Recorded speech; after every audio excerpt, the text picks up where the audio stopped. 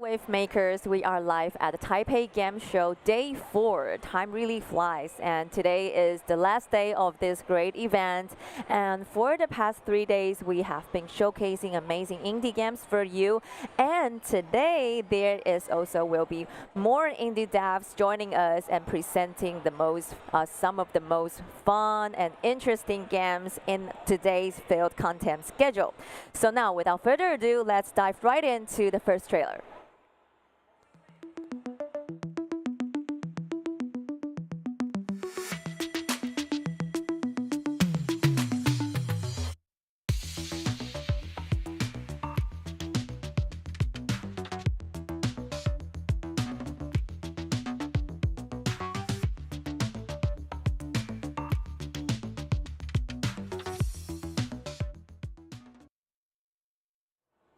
For those who once had a Nokia phone, I'm sure you have played this snake game. Today, the first game we are going to showcase will bring you back to that anytime, anywhere kind of fun, but only bigger and fancier. The game that we are going to showcase today is called Snake IO, and with me, I have Sam from Coapps. Welcome. Hi, thank you for having me here. It's so great to have you here for our first showcase. So first of all, can you please introduce yourself and also introduce about Coapps? Okay, so hi, I'm Sam. So I'm from Coapps. So we're an indie studio from the Philippines, and we make games that like you mentioned, can just like play anywhere. More hyper casual, something that you can enjoy wherever you are or what your age is. Yeah, I see. So about this game, the Snake IO, can you tell me more about that? What is this game about? What is the mechanic? Yeah. Okay, so Snake.io, so basically just need to have a device, and then you start as a small snake, and then of course your goal is like to grow big and be on top of the leaderboards, and on top of that you can also collect skins and do challenges or participate in other live events. Okay, so this game is able to be played both online and offline, right? Yeah. Yeah. Okay, so like literally anytime, anywhere. Okay, so why don't we just dive right into the game and let's see how it works. Okay, so first let's just go through a quick tutorial. Yes. So basically you have here your joystick. This is our cute snake, yes. baby snake. And then you also have this button right here on the bottom right. Yes. So you can use that to boost if you want to go faster, chase other players, but you lose points when you use that. You boost, but you lose points. Yes, so you have to use it strategically, right? So only if you need that boost. Okay, I see. And then other snakes should crash on your body to kill them. Yeah. So you don't have to hit other snakes. They have to hit onto you. They have to hit onto you? Yes. Okay. And but what happens if I hit onto them? You die. Okay. So no hitting on other snakes, no hitting on walls. I see. Okay. I see. And then if they die, so they give points, and that it basically drop pellets, and then those pellets give bigger points so that you can grow longer, faster. I see. Okay. And then you have different skins. Yeah. And of course, you have unranked, in ranked. So if you're more competitive, then you can put it on ranked. Put it in ranked, yes. So you can also change your name. Okay, let's go with Indie Wavemakers. Oh, you can also type only type 8 letters. Okay, let's just wait. Indie Wave. Okay. No. Let's go with Wavemaker. Okay. Okay. Also, you can set your controls. So if you're left-handed or right-handed. That is very considerate. Yeah. So right now we'll just go with the default joystick. Okay. So let's play. Okay, then we start. Okay, we'll just start with the default snake skin. Okay. Ooh. So you collect pellets. Okay. See if I can. Oh. Then you need to do not stand in his way. Okay, so it's kind of hard at first. Yeah, of course. See, so the things I absorbed, do they have different points or skills I can acquire? For this basic mode, there's none. Okay. But I'll show a different mode later, Yeah. wherein you can get power-ups. Of course. So the top player, you can see this arrow with a crown. Ooh, yes. So he's on the top right. Ducky. Let's see how big the first player is.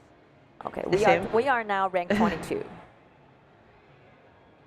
Oh, don't get close to me. Oh my god! This is actually difficult. Doesn't want to get caught, but yeah, let's revive. Yeah. Time for revenge. So like somehow he created a chance for you to hit it, right? He just like surround you. But it's a trap. Ooh. Okay, there. Caught one. Oh, the thing that we just bumped into. Okay. I don't remember. Oh. Let's try another skin. Okay, okay. So let's see. We have actually tons of skins. Yeah, a bunch of skins. Which one do you like to use? I want to choose one. Yeah, sure. Let's see. I actually How about want this to one? go to. Ah, The yes, banana cat. That is cute. That is cute. I am definitely a cat person. Okay. So there's a lot of cat skins in this game. That's so yeah. good to know. I'll make sure to make my cat surf. Oh my god! Oh my god! Almost. That thing is huge. Yeah, that's the top one. Wow. Oh, he's the top one. Yeah. Oh, he died out of the blue. So yeah, you just collect. He died. Yeah, so you can just like collect all absorb the his. points. So yeah. Okay. Good thing there's no other player, so no one saw that. You can have it all. Yeah. You can have it all. So I think I am quite a bit. I'm a bit longer now, so I'll try to like trap other players. So these are some hacks. Let's see. So let's see this one. Let's trap Victoria. Get prepared. Oh. This, Okay. Lindworm. Yeah. Victoria. Oh, so that you accidentally hit it. So yeah, so it doesn't matter if you're like long or short. Like yeah, as long as you hit someone, you die. Yes, that's correct. So this one, so we have a live event. So this changes every month. So it's like a different theme per month. Oh. So right now we have Horns and Halos for February. So let's try. Actually, you have different skins to unlock. Okay. So if you stay in top 200, you win this. Yes. Cute angel dog. Cute. Biting on a rose. Yeah. So yeah, the theme changes. Cute. Yeah. So as you can see, the pellets are now hearts. Yeah. I actually look like a banana, like when I haven't grown up. Okay, so here you have some power-ups. I have some powers? You can look for certain power-ups. So it shows up randomly. Though we're not quite lucky as of the moment. So we're not seeing it. Okay. But when you eat the power-up, you'll get invincible. Oh, so it doesn't matter if you hit someone or... Yes. Okay. Ooh. Oh. Oh, he trapped that. Yes. Nice one. What about the boost thing? How does it work? This one? The one that makes you go faster, yeah. Okay. But then you lost some of your points. So I'm not sure why we're not getting any power up here. But you see this timer on the upper left part? What is that? So it's actually a timer for the boss skin. Oh my god. So there's this random huge snake that chases the first player. So that is the time that he will be around. Yes. Oh my god. So that glowing snake, that is invincible. Oh, there. The power-up showed up. We missed that. Yeah. But we're already dead. Oh, so this is like an invincible for Zoe. Oh my god. I can go this for on and on. I am gonna get that invincible thing. Yeah, so you can see top players right now. Yeah. Too bad. Let's try again. Yes, definitely. Oh, there. Let's go get it. Let's go get it. I cannot speed up. No. No. Oh my god. We need to go now. There. Another one. Yes. And so I can start on a killing spree. Why don't we kill a big one? kill another cat. Oh, another one. So you can go for as long as you have that. Okay. So as long as you keep absorbing those invincible lightning. Yes. So let's try to reach number 1 so we can have the boss snake chase us. Right. Where? Oh, we are number 5 now. So it's actually easier if you keep on eating power-ups. I know. But how long can it keep? Like if you eat one, will there be a timer for us to know? Yes. So once the glowing thing, Yeah. So as you can see, right, it's I'm already It's almost vanishing. consuming the boost. But Number 2. What happens when you hit someone that is also with this invincible state? Well, nothing. Nothing happens. Oh, I'm sorry. My bad.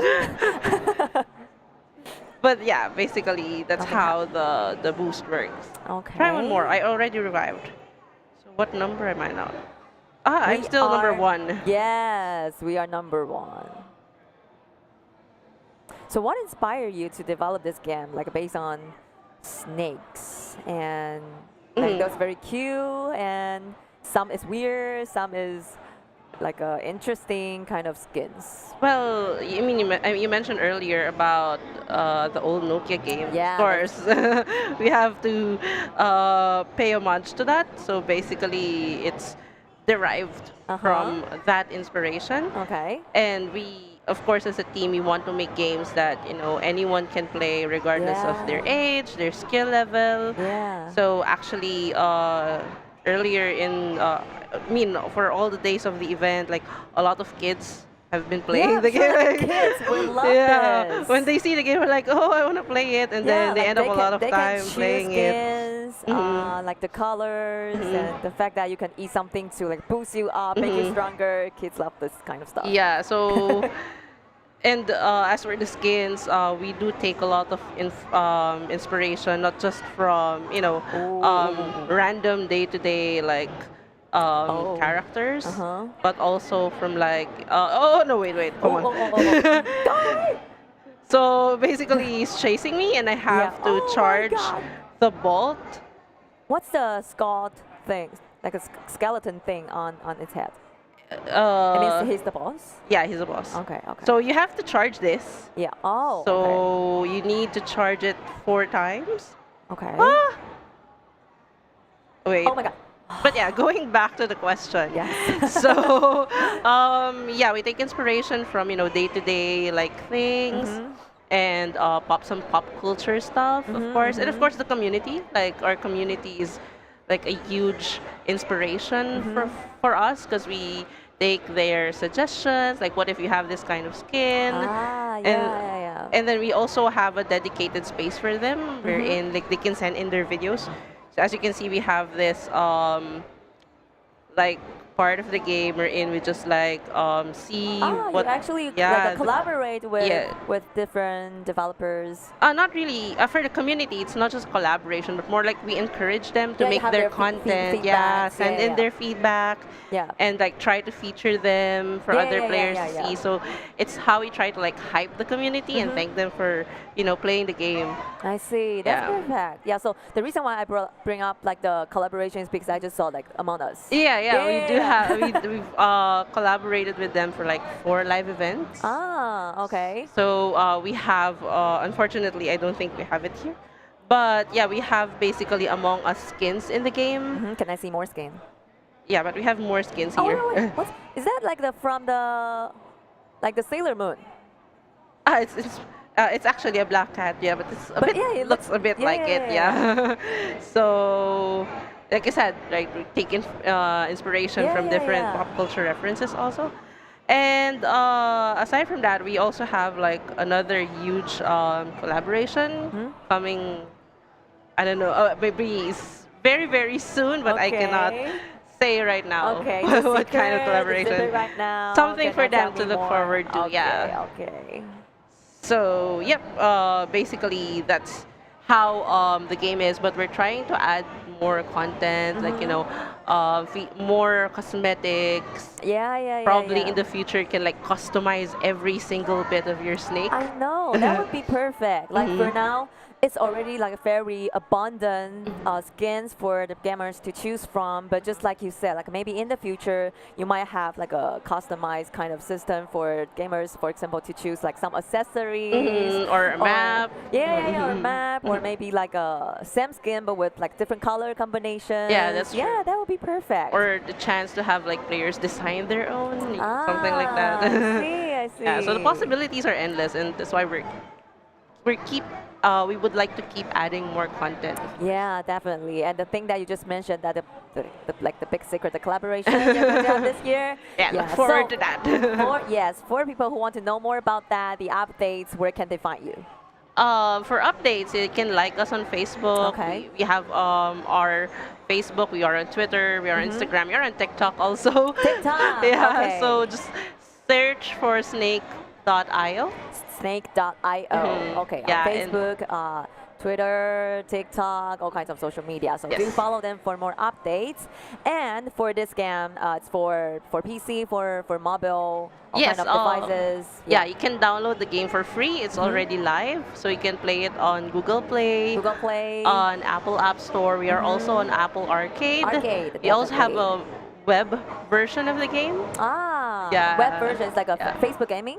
Yeah, we also have Facebook Facebook Gaming, gaming, and we yeah, also have a yeah. website. Okay, So okay. snake.io, and it's also available on Amazon App Store.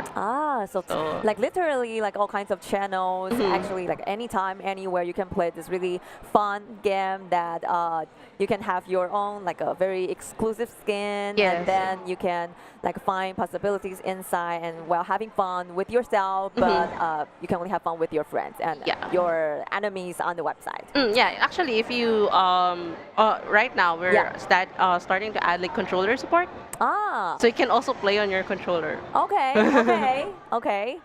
So- Literally, like lots of possibilities happening. Yeah, that's correct. Yeah. Okay, so I think that leads us to the end of the session. Is there anything that more you want to say about the game or to your fans or to whoever likes Snake.io? Yeah, so please look out for more events coming from the team. Like we're working really hard to make sure that um, everyone will like the game. So yeah, please look forward for more content. I certainly do love this game. Like sometimes it's like super fun to play this kind of simple, but at the same time, like a really interesting game. So once again, thank you so much for sharing this with me. I really enjoyed this time. Thank you so much. Thank you. Thank you. Okay, so for the people who are watching, we are just starting that day. So do not go anywhere. We have more indie games to come.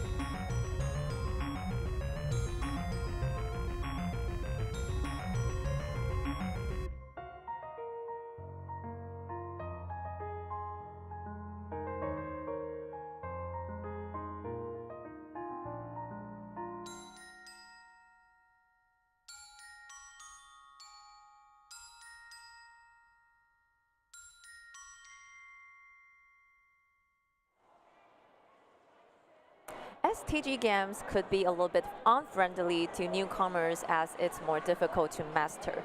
But the game that we are going to showcase next will definitely give you a satisfying playing experience with its differentiated level and its element of a Go game. The game we are going to showcase now, it's called Space Eternal. And with me, I have Ina from Ina Studio. Hi, how are you? I'm Ina， 然后我是《永生之庭》这个游戏的制作人。然后《永生之庭》的话是一个将恋爱游戏还有弹幕游戏进行结合的一个玩法。然后在游戏中，你除了可以体验到恋爱养成的部分，然后如果你是一个弹幕爱好者的话，我们在弹幕方面也有一个比较有趣的玩法，这样。Okay, so I'm Ina. So Ina is from Ina Studio. He is the producer for Space Eternal. And in this game, it's like a combination of STG and Go game. So you can experience the fun of the shooting game, but at the same time to experience the satisfaction that you can get from this kind of romance game. Yeah. Okay. So what inspired you to develop this game? 就是是什么启发你创作这个游戏？这款游戏的话是来源于在玩法战斗的部分，当然是来源于打砖块这款我小时候很喜欢的游戏。然后在恋爱的部分的话，我相信如果喜欢 Gal Game 的玩家，很多可能都有听过现在很流行的蔚蓝档案。其实像在游戏中和学生谈恋爱的这个部分，它就来源于我在玩未来档案的时候，就是启发我去做这样的一个主题。Okay, so for the battle style, you are inspired by the Breakout Clume. That is like a very classical game when you are kids. And for the romance part, it's somehow like the blue file. Blue Archive. Blue Archive. Ah, sorry. Okay, so the kind of mode that you get to develop a romance relationship. As a teacher with your students is something that we can experience in this game. Yeah. Okay, perfect. So why don't we get started and let's see how this game works. Okay. So here we have, now we have the Mandarin version, but will there be other language versions in the full version? Yeah, it will have English and Japanese. English and Japanese, okay. Yes. Okay, so where are we now? This is our game, and you can use bullet time, and you can use charge shooting. Sorry, you say bullet time? Bullet time. Okay. So there is you can use bullet time, and then to make your shots. 然后的话，其实我们按 Z 的话，这是我们游戏的比较基础的普通攻击。然后我们这样的攻击就会消耗我们的 SP。Okay. 然后当我们的 SP 减少的时候，我们就必须通过让球去敲到板子，让我们的这颗球去敲到板子。它就会把我们的 SP 回满，这就是一个游戏的攻击的循环。OK， 就是那个白色的板子。对，我们的球敲到板子就会回复我们的 SP。我们的球是这一颗，现在这颗在动的，我们让它敲到板子。OK.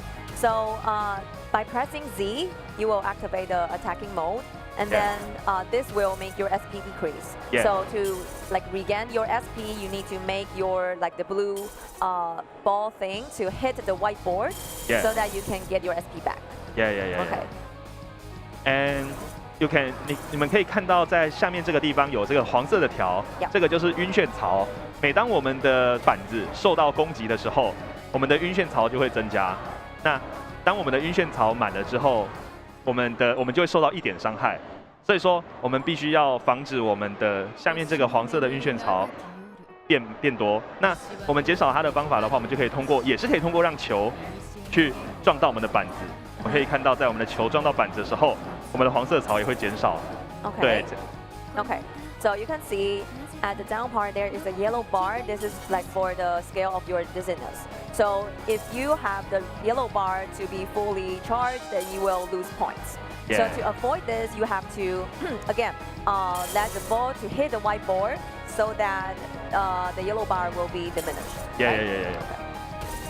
所以在这个游戏中，其实我们很少会给玩家负面的体验。我们大部分的情况下都是给予玩家更多的奖励，像是球不撞到板子，其实也不会发生任何事情。你甚至可以在游戏中完全不让球碰到板子，只是说当你的球碰到板子的时候，我们会给予玩家一些比较大的奖励。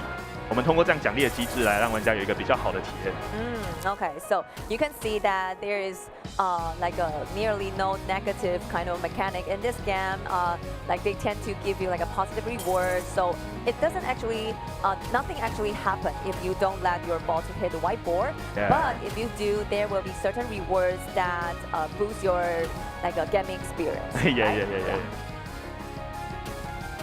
And 我们还有一个可以做的就是我们可以按下 A， 我们可以使用一些自己的主动技能。Okay, so by pressing A, you can activate your like the skill for the character, right? Yeah. Okay. And it will spend your SP. Yeah. That costs your SP. Yeah. 然后除了这些以外，其实我们在游戏外还有一些可以对技能进行我们还可以对技能进行一些调整。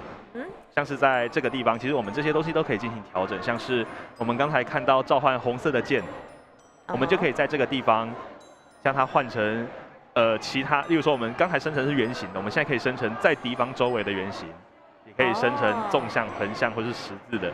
Okay, so this is how you can modify your ball, right? The weapon? Yeah. Okay. So like as you see, we have the circular one, and then you can modify it to be the circular one that surrounds your enemy, or like a horizontal, vertical, or like in a cross mold. Yeah. Okay. And 还有就是像是可以提升伤害或是增加数量之类的东西，都可以在这里进行调整。Okay, so you can also have different like enhancers, for example, to enhance the attacking points or the harm you caused. 所以像我们刚才调整完之后，我们现在再看我们的主动技能，我们就变成召唤这样横向的蓝色的横向的剑。Okay, so because we switched to a different mode, so now you can see that the swords are shot in like a horizontal direction. 那这就是游戏在战斗方面的一些比较简单的介绍。So this is like a basic gameplay of the game. Okay. What about the story behind? Like because you also mentioned about the romance part, right? Yeah. So are we going to see that today? Okay. Okay, sure. See that. 那今天我们没有带这方面的游戏过来，不好意思。我的意思是说，就是因为你刚刚有提到，就是它还是有养成的部分嘛。对。那这边等一下也会介绍到吗？会介绍，可是我们今天没有带那个部分的游戏来，这样。就那部分还没有在这次的 demo 里面。OK， 了解。对，那只是说我可以简单介绍一下，像是目前画面看到这4个就是我们游戏的学生。Okay, so as mentioned, this is the demo version, so like the romance part is not fully developed in this version, but yeah. Ina is going to share with me how the story is about. Okay, so here is our main characters. There's our main character. 然后这4个是可以攻略的角色，然后包括像旁边这一个是游戏的 BOSS。那我们游戏的一个特色就是，包括我们游戏的 BOSS 也都是可以攻略的。对。Okay, so these 4, like the 4 on the right, are the main characters that you can develop relationships with. But like the one on the left side, the boss, right? Yeah, that you can also work like in the same way. Okay. 然后在游戏中大概有7到8个 boss， 然后他们全都是可以攻略的。你可以通过攻略这些 boss 来让游戏的战斗变得更简单或是更困难。然后也可以让游戏导向不同的结局，这样。Okay. So there are 7 to 8 bosses in this game, and by interacting with them, that will lead to different endings or different developments for the game. Yeah. 然后我们也可以看到，像是在这个地方有武器啊，这个武器我们在游戏中也都是可以进行调整。然后也像是有武器，我们武器的话是根据角色它的剧情推进。他也可以获得不同的武器，然后这些武器同样的，像是例如他可能变得伤心的时候，他的武器就会变弱；变得开心的时候，他的武器会变强。也是一样，通过不同的结局或是不同的导向，它都会有不同的武器可以使用。So the mechanic for the weapons actually has like something to do with how the characters feel, right? So like say as the story develops, if a character, she feels sad, she feels sorrowful, then maybe the strengthness of her weapons decrease. Yeah. And if she feels happy and there's like a joyful things happens, then her weapons become stronger. Yeah. That's an interesting mechanic. And 游戏在恋爱养成部分还有一个我觉得比较特殊的地方，在于应该说，我可以先介绍一下我们游戏的故事。我 Yeah, 们游 sure, 戏 sure. 是 Okay, 在 so Ina is going to talk about the story for us. Okay. OK，我们的游戏的话是主角他会在一个学校里醒来，就是他失去了所有的记忆。对， 然 Okay, 后他会 so we like as protagonists, we are the protagonists. We wake up in we call it like the school. yes go Something like a school. Yeah, Okay, yeah, yeah. and you lost all your memories. yes Okay, and and 你会遇到你的4个学生。that's the teacher-student part. Okay. yeah. So I am the teacher. 不一定，只是你捡到了一张教师证，上面写着自己的名字。Okay, okay. So I am the protagonist. I don't know whether I am a teacher, but I randomly came into like a ID card of a yeah, teacher, yeah. which makes me become one. Okay. Okay. So I bump into the 4 students of mine, and 然后这所学校的它已经被黑色的雾笼罩了。 okay. So the whole school has been covered by a black fog. Yeah. Okay.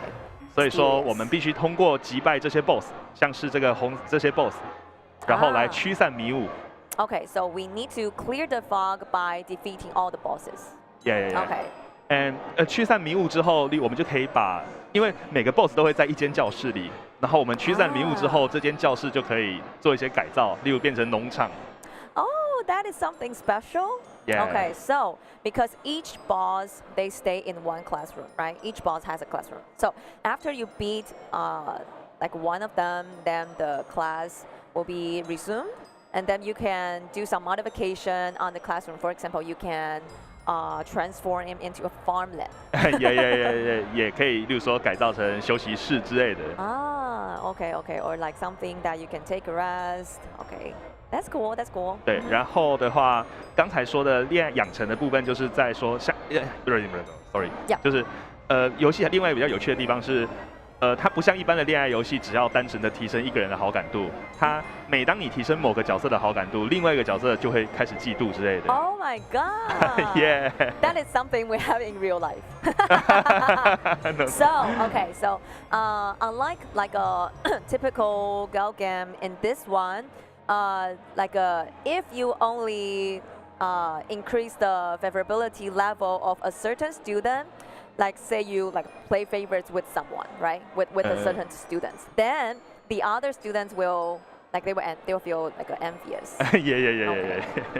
And what happens if they feel they envy? If then envy, 状况会变得很有些情况下可能会故意在你战斗的时候妨碍你。What? Okay. So if they get to envy, then they might like interfere you when you like during your fight.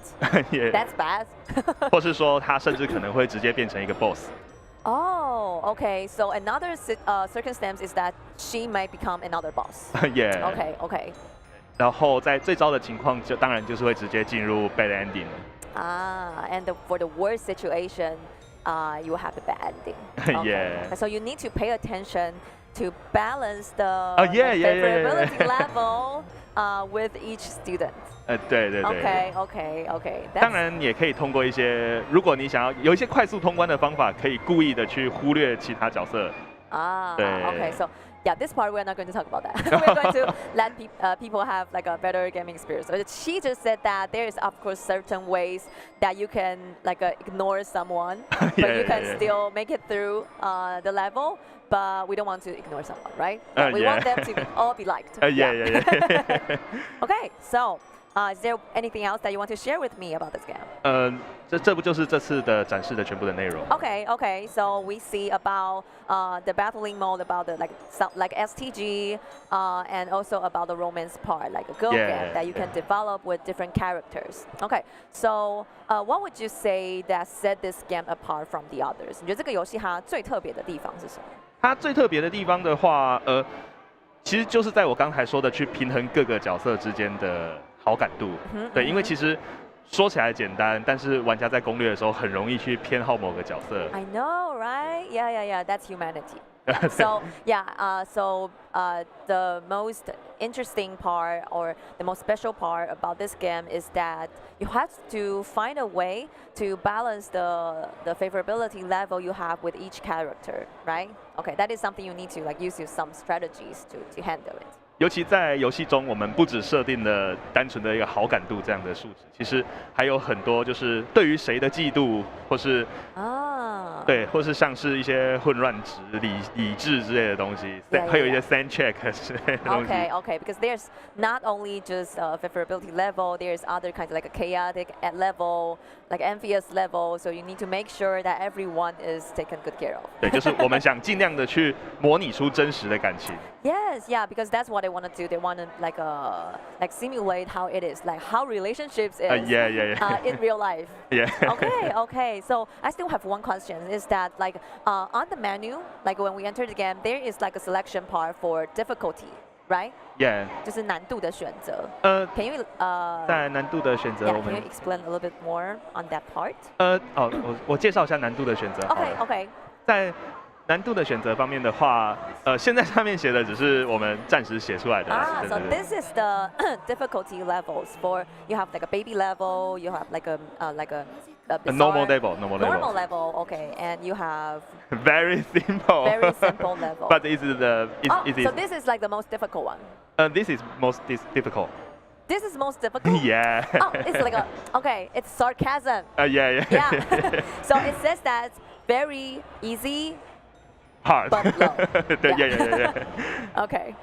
然后的话，因为我们也照顾到想要来体验的是 Galgame 的玩家，所以说我们会提供一个 very easy 的模式。在这个模式下，其实玩家是不会受到伤害的。Oh. Yeah. Okay, you can fully enjoy the romance. 除非有一些剧情杀，不然一般来说玩家是不会在 Baby Bus 的。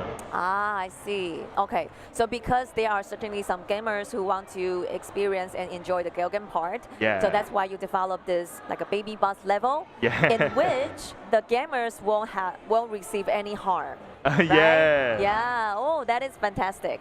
然后对于一些喜欢玩东方的，就是东方 Project、Toho Project 的玩家的话，那对这些弹幕玩家，我们也提供了这个 very easy 的模式，对，来让他们真实的体验到这个 STG 的乐趣。Okay, so for the more professional gamers, they also create this like a very easy level, so they can experience the fun of like a authentic STG game. Okay. So yeah, for now, do you plan to release a demo, maybe soon? Chinese 就是什么时候会有 demo 可以试玩？我们大概在3月的时候就会出我们的一个包括恋爱养成部分的 demo. Oh, that's perfect. Okay, so in March there will be a demo. Not only have the STG part, but also has the Galgame part. Yeah. Okay, so when will be the full version out? Full version will 我们的正式版大概会在6到7月的时候。Oh, that's soon. Yeah. Okay. So the full version will be out, expected to be in June or July. Yeah. Okay. So for those who are interested in this game, where can they find you? Do you have like a social media or fan page that they can follow? 可以关注，可以直接在 Steam 上搜寻这款游戏，或是说可以在我们的 Facebook 去输入伊娜工作室，就可以找到我们的游戏了。但伊娜工作室只能输中文吗？还是也有英文？输英文 Ina Studio 也可以找到。Okay. So, can you spell Ina Studio? Ina. INA Studio. Yeah, INA Studio. Okay, so search Ina Studio on Facebook and also wishlist this on Steam, Space Eternal. Okay, this is a game that's very interesting. It's like a combination of the very intense STG and at the same time with like the Galgame that people can enjoy. Okay, so this leads us to the end of this session. And is there anything you want to say about the game or to the supporters? 那非常感谢大家的观看，然后如果有兴趣的话，请一定要把我们的游戏加到愿望清单，然后来喜欢我们的游戏，谢谢。Okay, so thank you so much for supporting our game, and please remember to wishlist the game on Steam page. Thank you so much, and once again, thank you for sharing this game with me. I really had a great time. Thank you. Thank you. Okay, so everybody, this will be the end for this session, but after this, we have more indie games to come, so do not go anywhere. We'll be back in a second.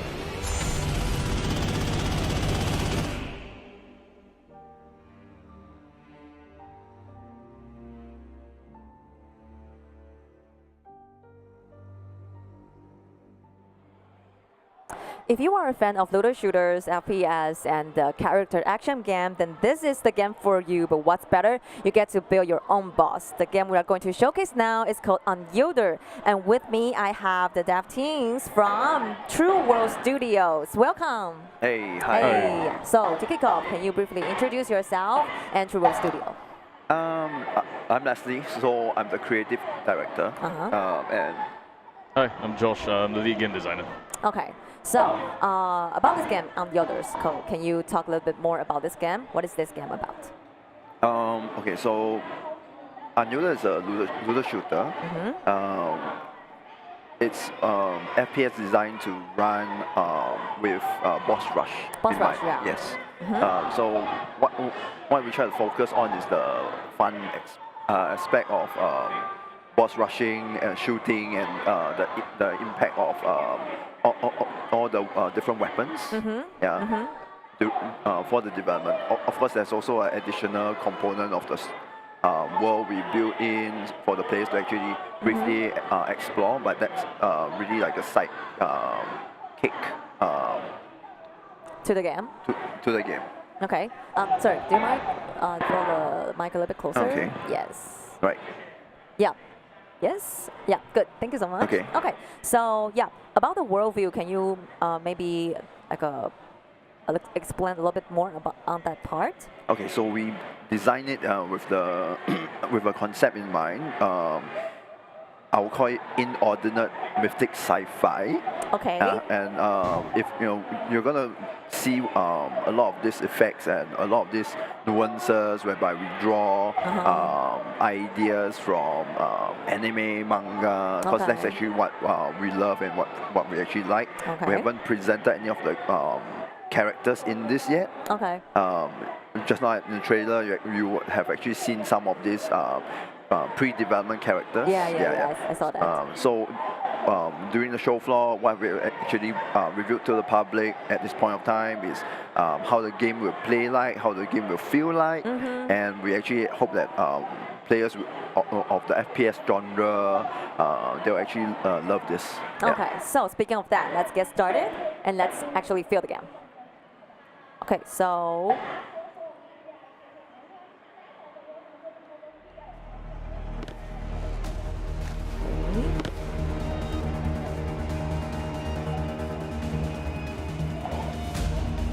So right now you can see that it's actually getting a bunch of the weapons. The weapons will be dropped from different bosses. yeah. This is the demo, and so we actually have the range of weapons immediately accessible to the players. Yeah. And this is one of the main things of the game.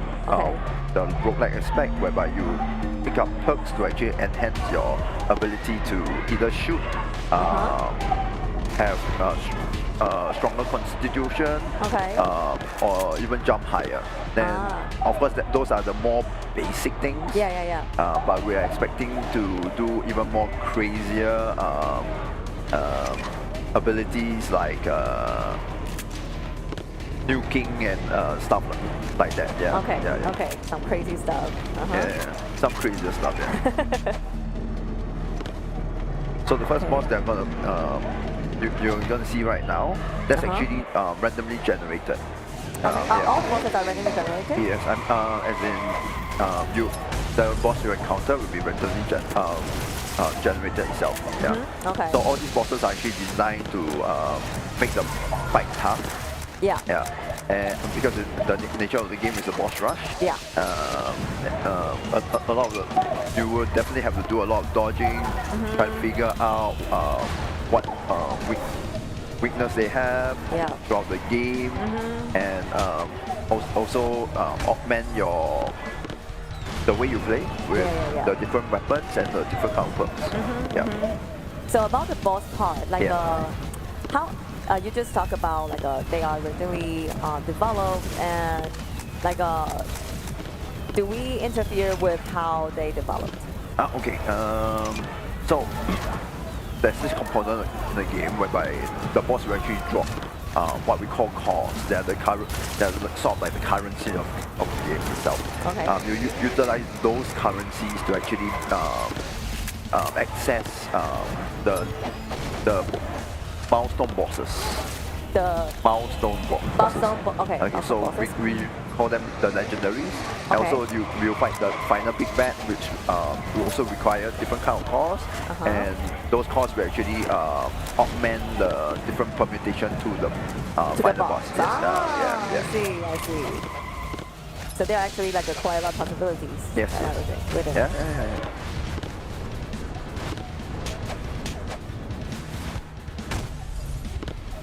Oh wow. Like really intense. Yes.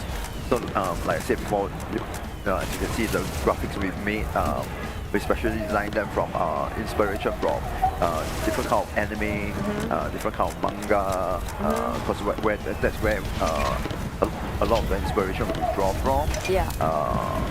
And this boss itself, right, is actually a floating motorbike in a way.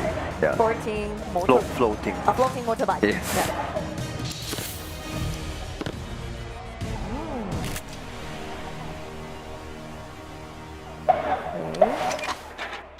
And what inspired you to develop this game? Like to set this worldview and like all the development? Say like the concept, the core concept of the game. The core concept of the game actually started from brutalism. Okay. Yeah, brutalism is a concept of very flat, minimalistic kind of design, utilizing concrete or different kind of architecture. So that was the main base before we actually developed it with a lot more sci-fi elements. And then we are also lovers of genre mecha. So definitely that's where all the bosses actually come up from. Yeah. Okay. Oh wow, wow, wow. Yeah. As you can see, more inspirations from JoJo.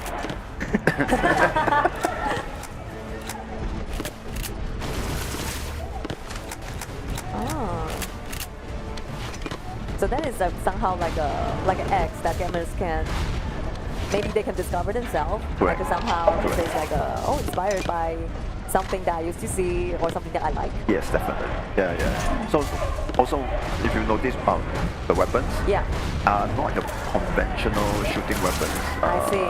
Yeah. From normal FPS. Of course, there's the normal ones like the shotgun and the pistol. Yeah, the basic kind of.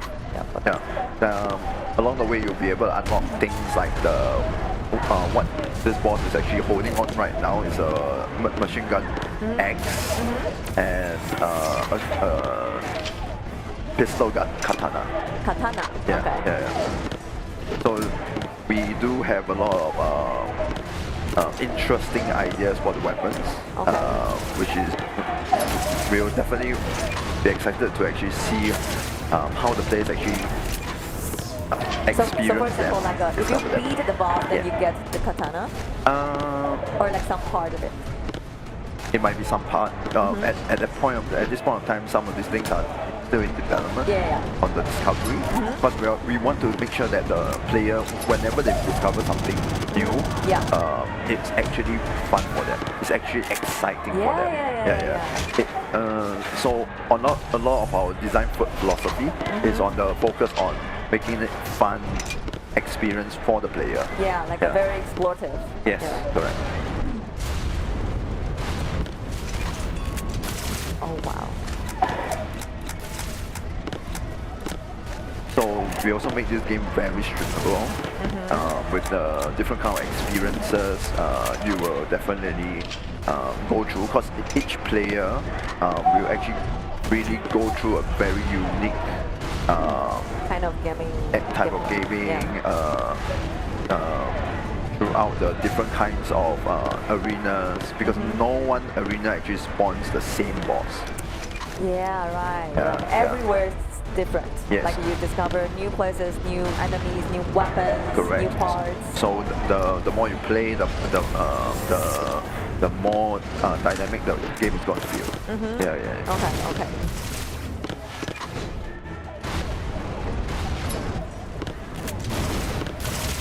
Oh wow.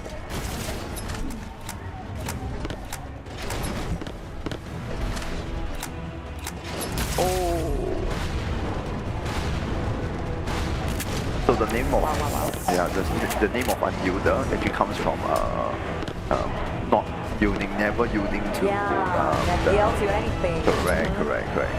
So never give up. That's one of the mottos for the game. Yeah. The model of the game. Yeah. I like that. Even though the bosses are crazy. I see. Yeah. Definitely. It's like the point is having fun and like never stop trying. Correct. Yeah. The keyboard thing came up for a second. I hit the wrong button. But you're not dead yet. Not So like, when can we expect this game to be fully out? we are expecting development to finish within this year. Within this year? Yeah. Okay. Correct. Okay. So chances are it might be this year, next year. Maybe late 2024, early correct. 2025. Okay. I'm sure there's definitely lots to expect. Like just from like fighting this boss, I already like feel intense, and the vibrancy of the game that you get to really see lots of things happening like everywhere.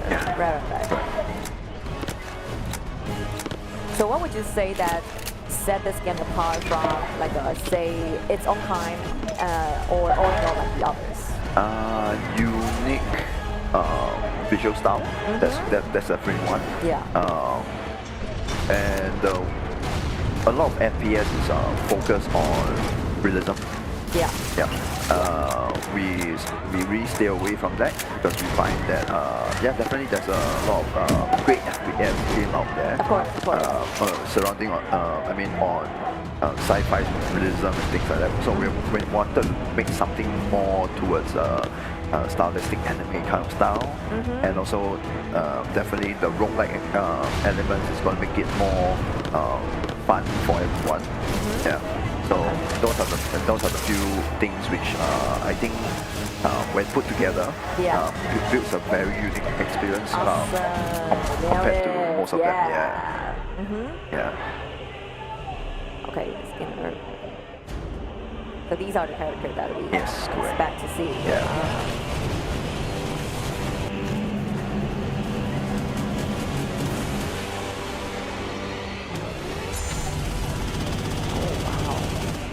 I really like that. Like, the art is like so beautifully made. Like, it somehow also carry like a sound, kind of. For example, for the space that we were at, it carries some vibe of like the cyberpunk kind of rusty. Kind of vibe, but like I can't wait to like explore more about the other spaces that are coming in like the way. So I really look forward to seeing it. And for those who want to follow more updates about this game, where can they find you? They can find us on. I mean, definitely. Wait. Oh, okay. Definitely wishlist it. Wishlist it on bit.ly /Unyder UNYIELDER. Okay. Okay. And what about social media pages? Our social media would be under True World Games. True World Games, okay. Yes. Okay. That's our Twitter. Okay. Yeah. So fans can also expect to see some updates there. Yes, definitely. Okay. Yeah. So also do follow them on True World Studios. And for those who are excited about this game, or for the people who support True World Studios, is there anything that you want to say to them? Guys, thank you for your support. We never really expected this much love for the game as we actually journeyed down, like because we actually showed the game in KL like in September. Okay. Yeah. So overwhelming number of comments, support, and love from the community. And we definitely hope that this game will be what you guys expected. Okay. And like I believe that like from the feedbacks from the community, I'm sure like during this development stage, that is also what it is like highly needed for you to make the game like a better version of itself. Right. Yeah, and I'm sure that this will be great. And before we end this session, is there anything you want to say about the game? Do you? Wishlist us on Steam. Yes, please. That's right. Wishlist this on Steam. And thank you so much for sharing this game with me. I really had a great time. Okay, so thank you. Thank you. And for people who are watching after this, we have more indie games to come. So do not go anywhere. We'll be right back.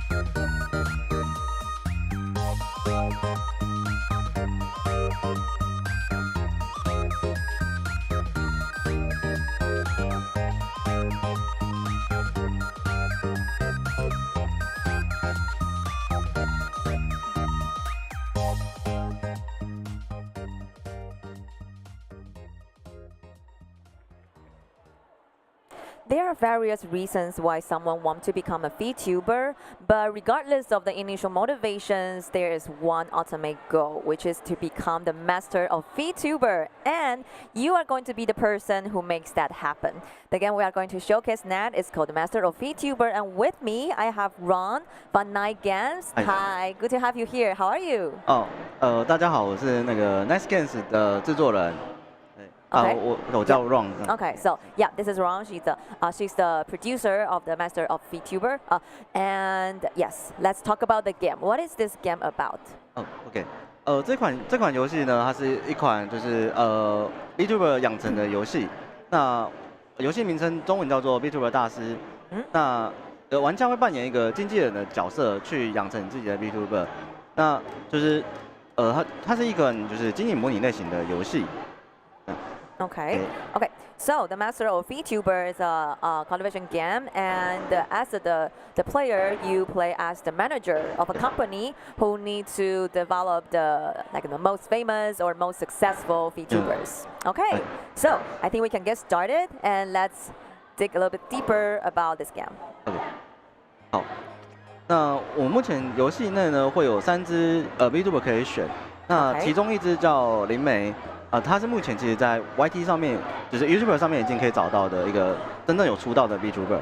那另外2个角色是目前还没有中之人，就是他们还没有出道。对，那就是目前游戏内有3只角色可以做选择。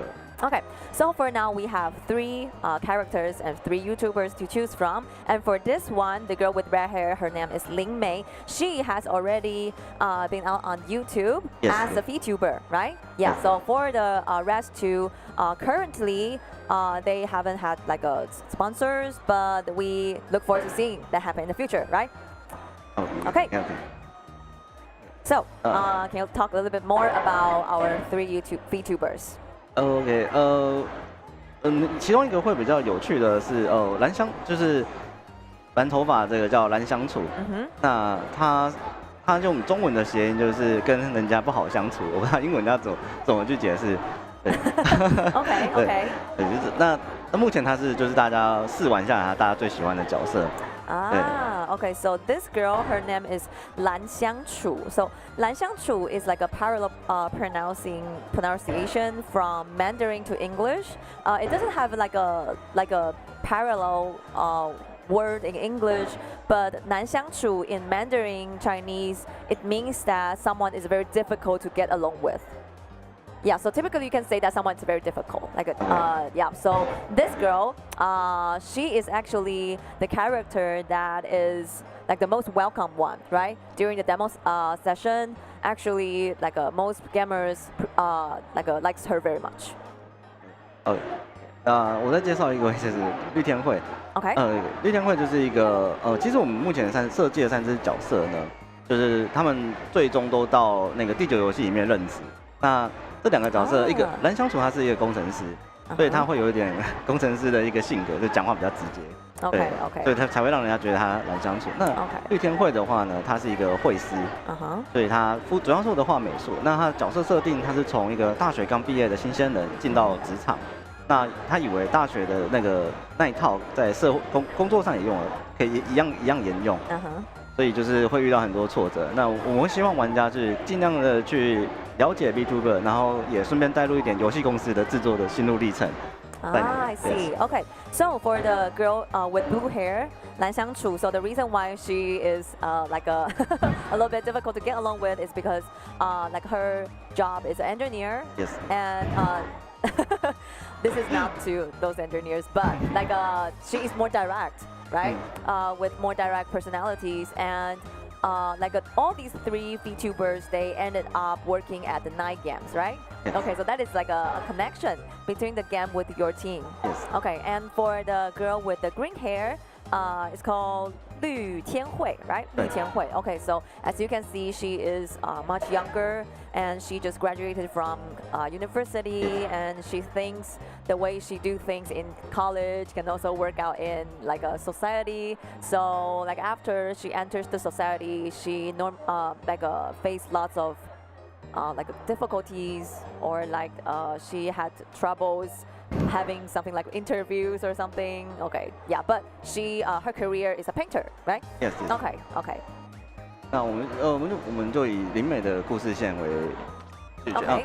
Okay. And you also mentioned that like when the gamers are interacting with all the characters, they also get to feel some of the like the efforts that you put into the game, right? Like from the night games. 就是玩的过程当中，玩家也可以体验到一些你们发展的一些心路的历程。没有错，没有错。That's right. 好，那目前游戏只有一个 demo 版，只有一个难度，对，后续会正式版的时候会出更多的难度。Okay, so for demo version we have one difficulty level, but in the full version there will be more to come. 对，然后这边还会有，这边其实应该，如果假设你已经培育完一只角色之后，这角色不会消失，它会变成一个记录。那它可以假你在下一次培养其他角色的时候，它可以当做一个同期生一起出道。对，就有点像是类似 roguelike 的玩法，然后你可以慢慢叠加你的数值。那也可以反映到目前就是VTuber 他们会有同期生，就是2、3个一起出道，会有一个加成的效应。I see. Okay. So once you have finishing cultivating a character, it actually becomes part of the record, part of the development history, and this VTuber can like somehow work with the other VTubers on their way to make their debut, and this actually reflects the reality that if you have more VTubers to be out at the same time, the effect is actually better, right? 好，那我们就直接进。Okay, so now let's 剧情 enter 可 the 能会比 game. 较快，我简单带 Yeah, 过 yeah, sure. OK， 因为林美它是比较特别的，是它不是公司的工程师或是绘师，它是一个从异世界穿越过来的魔法师。Oh, that's very special. Okay, so Ling Mei is like a relatively special character because unlike the other two, they are like people who live in this world. Actually, Ling Mei is a magician from another world. Yes. Okay, so why did she end up here? 她为什么会跑在这里？故事里面其实就是在讲它的起源故事，就是他是因为这个炼制魔法药水的时候出了意外爆炸，然后到这边，对，然后到一个没有人的地方之后，他钱没有住的地方，然后刚好在路上遇到 Nice Games 的那个经纪人，就顺路把他捡回公司。Oh, okay. Okay, so the story about Ling Mei is that one day when she was making like a crazy potion, then there's an accident, explosion. So she ended up here in this world, and she doesn't have money, she doesn't have a place to stay, and she bumped into the agent in the Night Games. So that's why she is recruited to become a VTuber. Yes. 主要是因为他来到这边，他没有钱，然后Nice Games 收留他，发现他就是把公司快吃垮了，所以就想说，好，不然你就自己去赚钱，对，就变成一个 VTuber 出道。Okay, yeah. So yeah, because Night Games takes Ling Mei in, but because Ling Mei is not working, so she actually cost the company a lot, and so the company decided that she should be making her own money somehow. Yeah, so that's what caused her to step on the journey of becoming a VTuber. Yes. 那目前这段剧情就是他刚从异世界穿越过来，然后被捡到的过程。Okay. So this is when she just came from another exotic world to here, and she will be found by the agent soon, right? Later. 那这个呢，其实是就是这个剧情在解释说林美的那个粉丝形象怎么来的？那这是他的粉丝形象乌梅，对，那也是他尝试想要制作回去的药水，然后失败之后产生的一个魔法生物叫乌梅，所以这些都是他的粉丝的名称，粉丝的由来的。Okay. So this image shows what the fans of Ling Mei come from. So these are like small creatures they call like a dark, dusty object. Yep, and that is something Ling Mei created when she tried to make a spell back to her original world. Yeah. So the thing then become the name of her fams, like the fam image. 这边剧情是在讲，就是他后续就是因为我们叫他开始做 B2 的工作，那他第一次尝试的时候会有点紧张。So this is when we first asked her to try to become a VTuber, but of course she felt nervous because like nervous for first times, right?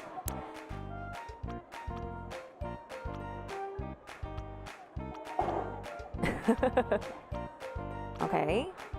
And now she's trying. OK 补充一个介绍就是目前3个角色，除了他们是 RGB 3颜色以外，他们刚好代表的是那个因为 VTuber 刚好会有3个区分，就是唱歌的、玩游戏跟画图。那林美是属于唱歌的，那蓝相处的话是玩游戏比较强，然后绿天会他是绘师嘛，所以就是游戏画图。Okay, okay. So the colors of these 3 characters, as you can see, it corresponds to the RGB color, and at the same time, they also features different like a specialty that different VTubers can have. For example, for Ling Mei, she's good at singing, and for Lan Xiangshu, she is better at gaming.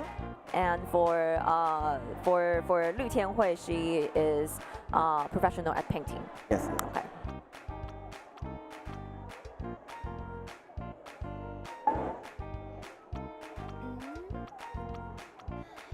Okay. And what inspired you to develop this game on the idea of like a VTuber cultivation? 就是对，就是什么启发你会想要以 VTuber 为核心来发展一个游戏，这样子发展一个养成的游戏？因为早期是喜欢看就是日本的 VTuber，那后来我发现其实非常多的 VTuber 他们在做设定的时候，他们就是第一个他们大多都不是人类，就是比如说魔法师或者是他有兔耳朵或是猫娘之类的。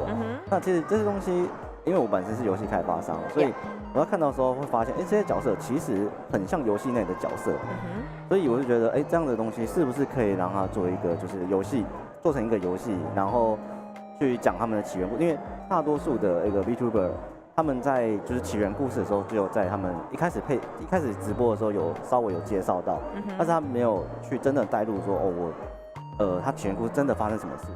那我会希望就是尽量去完善这一块，然后也让玩家去体验一下，就是 VTuber 的，就是实际上的他们的经营上的困难。对，因为我们旗下有经营灵媒这个 VTuber。So yeah, the inspiration behind this whole game is that Rom used to be a fan of Japanese VTubers, but he found out that actually the VTubers, their images are based on like anime characters, for example, like with rabbit ears, with cat image. So that's when he started to think that whether there is a possibility to make it like a core thing or like a concept for a game to be developed from. And at the same time, like for VTubers, normally we will not know like how they become who they are today. Normally it's just like briefly maybe talked about or mentioned when this VTuber came out. But what this game wants to do is it wants to make our gamers to actually feel like the process of how a person chasing their dreams to become VTubers, and at the same time to realize or understand the difficulties or the obstacles that lies within the process. Okay. Yes, and what are we looking at now? 现在这就是我们在游戏内的时候会看到说这边就是它的bless you. 就是游戏内会有一个就是他需要达成的目标。OK。对，那这边会是他的就是因为他是属于就是公司的 VTuber， 不是个人的直播主，所以会有所谓的就是抱歉。It's okay, it's okay. No worries. 会有公司所谓的信任度跟 VTuber 的心情。那这其实我们会尽量想去反映就是实际上的经营的状况，比如说有时候会有就是公司想要你做什么，但是 VTuber 本身不想要做什么对，那我们把它就是加入游戏内当做一个元素。Okay, so what we are looking at now is because the VTubers in this game, they all belong to a certain company. So as you can see that on the bar and the left, like with the box with the green check, it's like a trust rate for the company towards you, towards the VTuber. And the smiling face, orange smiling face downward is the mood of the VTuber. So for example, like sometimes maybe your company tells you to do something, but you don't necessarily want to do that. So that will be reflecting on the green and the orange bar, which represent trust and mood here, for our gamers to like understand more about like the process. 对，那假设说就是像这样就是比如说像他完全不想要做任何。Are you okay? OK， 他下面他就有说哦，他不想要做任何直播。那公司可能会有一些希望，比如说他希望他画会员头像这样子，那这边就会有冲突。有冲突的时候，玩家就必须要去做取舍，因为第一个VTuber 如果他心情低落的话，会影响到他愿意照这个手表去执行的意愿。对，但是公司如果信任度太低的话，会影响到公司愿意发给你的那个活动资金。对，玩家就必须要去平衡这个点，比如说比如说现在的公司信任度比较低，那我们是不是要先把信任度冲高，然后获得一些活动资金？ Yeah. Okay. So you can see now, for example, here down in the pink bar, we can see that Lin Mei, she doesn't want to do live stream, but at the same time, we can see on the white bar on the right that the company wish that or wants that she can draw like a member avatars. So this is the time you need to decide whether to follow the policy of the company or just follow your mind. Yes. So how you make your decisions will actually influence the willingness of the VTuber and also of how like the company wants to give you like funds for activities. So if you always follow what the VTuber wants to do, then maybe the company will like give less funds to you. But if you always follow the company strategy, then maybe the VTuber will become very like negative and sad, and this will influence her mood. Yeah. Okay. Yeah.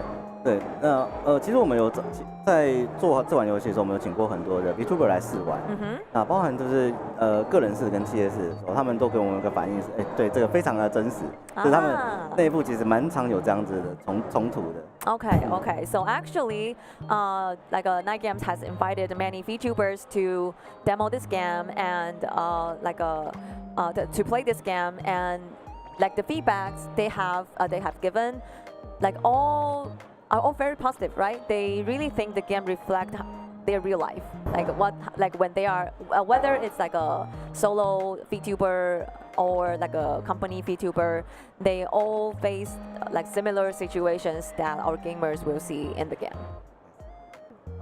好，那我现在就是把它的周表已经排完了，那我们就可以按执行。那它这边我们会有一个阶段性的任务，比如说我要求它要在2周内去达到1000订阅，那这就反映到一般公司就是会要求，就是你要有一个目标，要什么如何去达成，那如何去达成，其实就是玩家要想办法去做的事情。Okay, so you can see now the light gray bar in the middle right is like the target you need to achieve. So for example, now we have to have 1,000 subscribers within 3 weeks, right? Okay.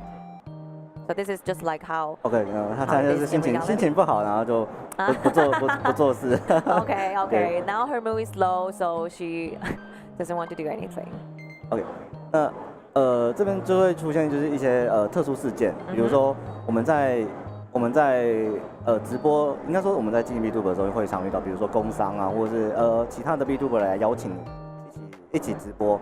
那这时候就会有一个就是需要去抉择，比如说像这个就是一个山寨手游，那要不要答应呢？就是玩家要去选择的。Okay. So this will be like the special events that happen from time to time. So for example, some VTubers might invite the other VTubers to co-live stream with them. And in this one, it's like an invitation from a copycat mobile game.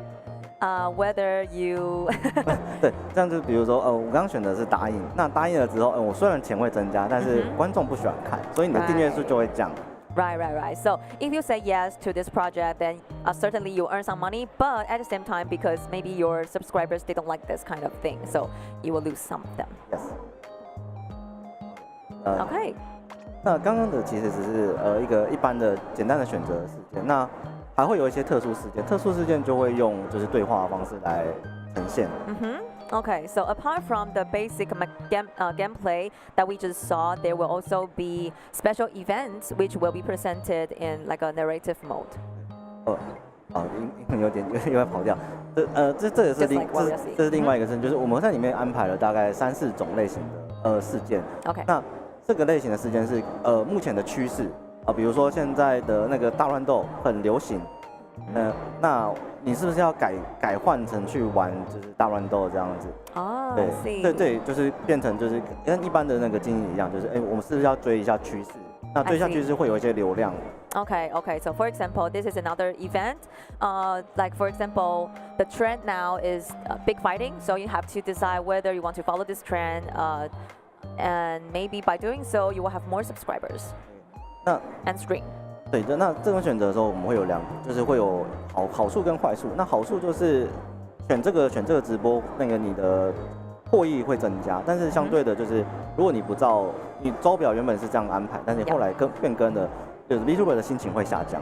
对。是说如果不按表操课的话，是不是？对，不按表操课 ，VTuber 的心情会下降。那心情下降就又更不按表操课。I see. Okay, so if you change too much on the schedule, this will This will cause the low mood of the VTuber, which will be cause her to not following the schedule more seriously. So that is something that we want to avoid. Okay. So yeah, I think we have already basically come to the end of the session, but I want to know when can we expect this game to be out? 什么时候会发行？OK，目前我们预计会在2月中发，因为2月前会有个新品节，会有个 demo 可以试玩。那2月如果 TGS 跟2月中新品节回馈没有太大的问题的话，我们预计会在2月中到2月底这个区间去发行。Okay, so there will be a demo version in February, and if the feedbacks are all like quite positive, there's nothing like too many things you need to adjust, then we can expect the full version to be out in mid or late February. Okay, so for those who want to follow more about these games, do you have any social media or fan page website they can follow? 目前 Steam 上都可以找得到。以外，我们主要是用推特在做我们的社群的发消息。And for Twitter, type in Master of VTuber or Ninth Games. Ninth Games. Ninth Games. Okay, so do follow them, Ninth Games on Twitter, and also wishlist this on your Steam. So this brings us to the end of this session, and thank you so much for sharing this Gwen with me. I really had a great time, and this is like a refreshing experience to me because actually, like I don't think many people are familiar with about how VTubers like create and develop their careers. So this is really like I would think would be an interesting game to be anticipate. So once again, thank you so much for your time and sharing this game with us. Okay. So for the people who are in front of the camera, we will be back in a second, bring you more marvelous indie games.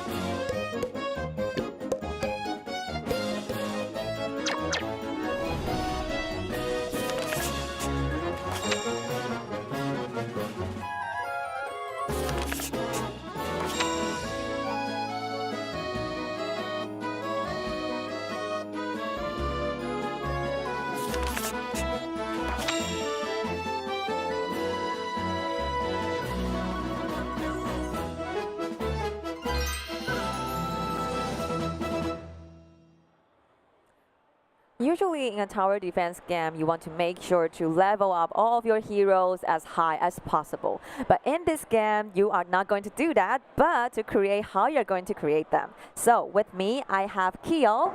From, well, your company name is very difficult. Asobism, yeah. Asobi means playful in Japanese, yeah. Asobi. Yeah, and ism is as in English, yeah. Okay, Asobism. Yeah. Yes, welcome. Okay. Thank you for having me. The game we are going to showcase now is called Shape Hero Factory. Okay, so from the trailer I can see that a lot of cute things are happening and it's not like a typical tower defense game. So why don't we talk a little bit more on that? Okay, okay.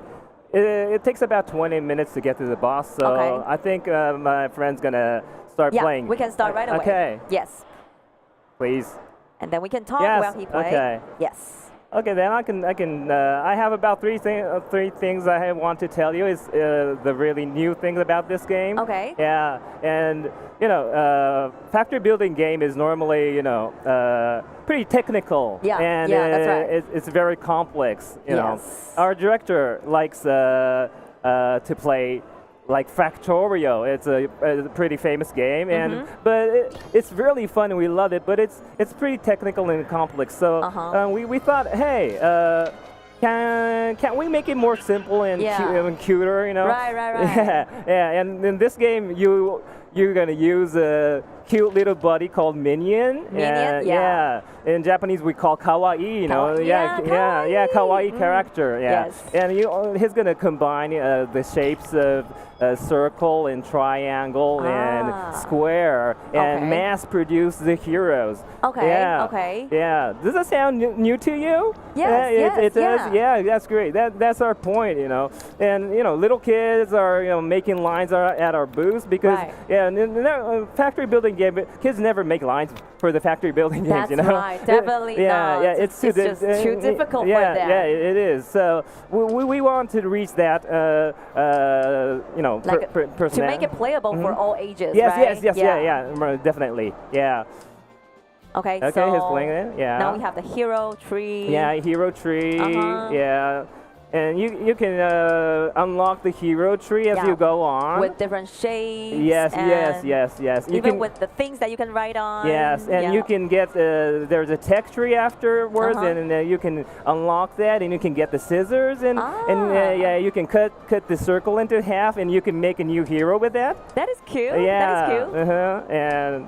And the second part, maybe I can tell you, the new things about our game is to, as I told you, our director loves Factorio, and I love Factorio also, and he plays Civilization series, but we thought we love that game again, but but isn't it the most fun part? It is trying to get things on track. The first part of getting things on track is the most fun part of the factory building game, we thought. Right. And we want to do that again and again, Yeah. But okay, then let's combine it with roguelite. Factory building game is normally like building your like factory. Yeah, bigger and bigger. Bigger and bigger. But wait. Roguelite plus roguelite. Roguelike is once you die, you're gonna start over from first. That's right, Oh my God, it's the opposite thing. Yes, it is. Definitely. So it was that's very fun part about this game. And afterwards, I'm gonna mention you, but there's gonna be a tower defense battle afterwards. The factory scene, and if you lose that battle, you have to start over again. I built a big factory, but I had to start over again. What? Right. So at the same time, like you need to make sure your heroes still play a good fight. At the same time, you make them in your factory. Once you die, you got to start over, but you get to keep some of your skills, maybe. But you'll never get the same material, same hero recipe, or same tech tree, or it's going to be a whole different thing. So you have to think over, and you have to spin your head over and over again. You can't do the same method on the second time. So you can chew the very delicious part of the factory building game over and over. And that's the key point of this game.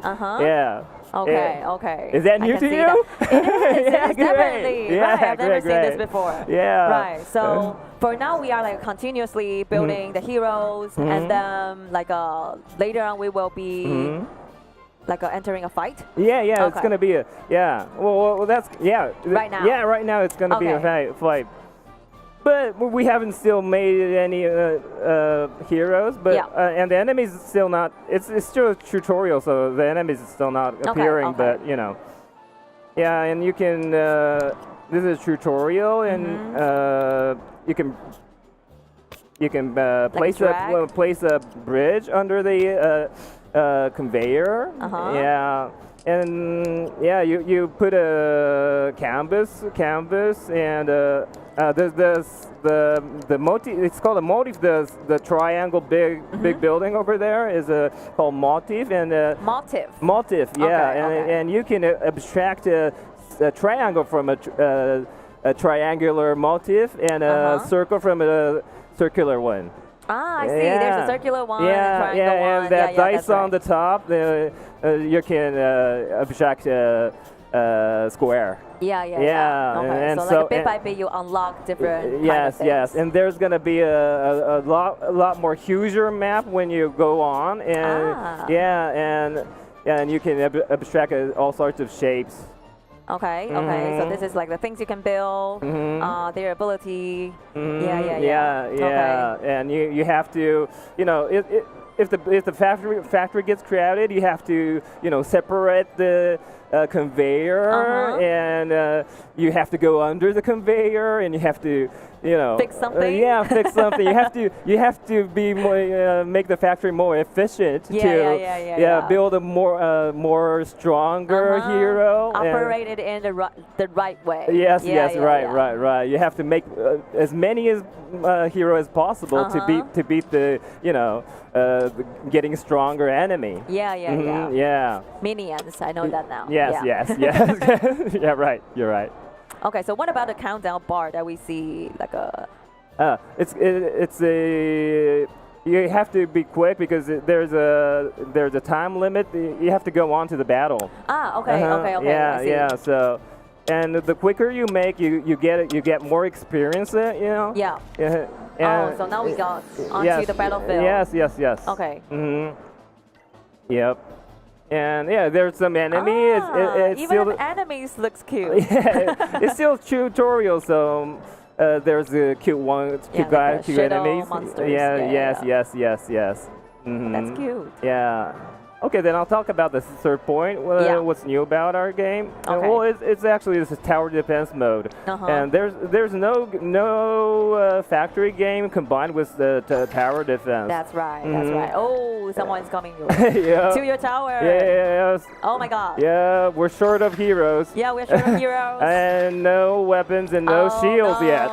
You have to combine square to the human soldier. Okay. To get him the shield. The shield. You can make shields. You can make weapons. Yes, and you have to cut the square into half and add it to triangle to get a spear. That is some creativity. I see that. And you have to cut the circle into half and add it to a square to make a horse and and stuff like that. Oh, I definitely want to get a horse. Yeah, you do. And a circle and triangle makes like a wizard hat, Oh, okay.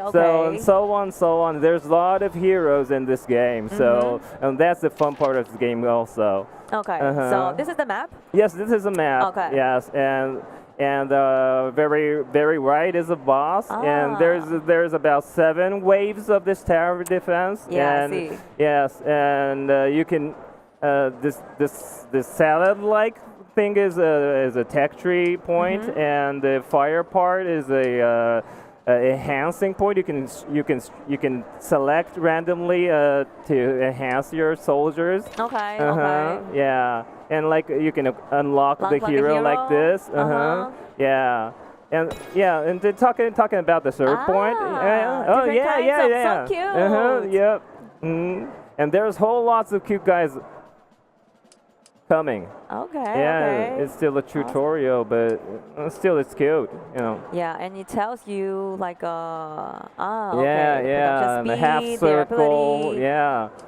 The half circle, you know, represents a bow, you know.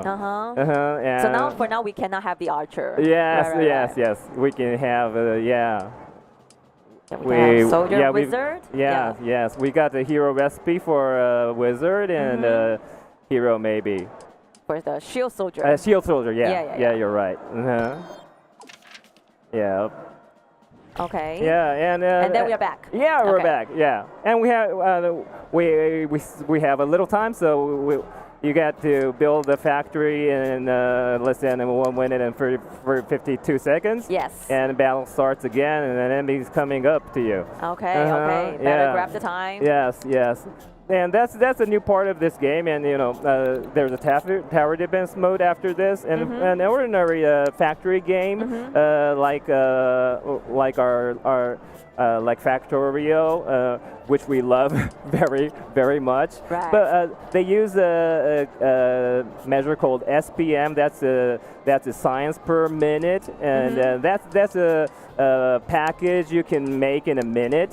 Okay. And that's how they describe your factory size, final factory size. Okay. And they compete with that. Okay. But we thought we want to feel a lot more about our factory in a more tangible way. Okay. So not only SPM or we wanted to see, we wanted to feel in a tangible way. So okay, then let's mix with the tower defense. Right. Yeah. That's like how you actually like not just build a factory, but actually like run it for something. Yeah, right. Right. So you go to the battle mode, and you're gonna have to battle with the heroes you delivered from the factory. So it's you know it's a whole one thing. Right. So that's a very new 3 point of this game. It's very cute. It's roguelite. Although it's a factory game, it's a roguelite, and there's a tower of defense to it. Yeah. And I think that's a very new part, and we haven't seen any game like that before. I know. This is definitely something new for this is like for the past 4 days we seen roguelike games, of course, for sure. Yeah. But this is one like really something new, Oh, and at the really? same time it is like so cute. Yes, it right? is. So it's roguelike, it's defense tower, but like in a very cute way, and like people of all ages, just like you said, kids are playing at the booth, right? That's like something very special about this game. Yeah, it is. And you know, it's gonna be afterwards if you get if you become an expert. Right. You know, there's gonna be like a bullet storm from you. Oh. Right, yeah, you're gonna bullet storm from us. Yeah, from us. Oh, yeah, I definitely want to shoot that. And the withers coming out from anywhere, you know. Right. And they're gonna storm the enemies. And So just like that, like now we have shield, right? Like shield soldiers surrounding our tower. Yeah. And you know, this is really, you know, exciting, you know. Yes. It's just like for this one, like you don't have to control anything. You just like see what I've done. Like this marvelous job and how I protect my tower. Yes. What a great job I did. Yes. As you go on, your head, you're gonna have to spin your head, so you get tired after 2 minutes of building the factory. Right. And you watch the battle and take a breath, and then I can go on. and you gotta choose this, and you're gonna start over again. You know, you have to spin your head around. New research tree. Wow. Yeah, the motive source expansion. Yes. Link to field a conversation. lot of these features, and and you can obtain a new research tree feature. Right. And you can build a lot more efficient and powerful factory with this.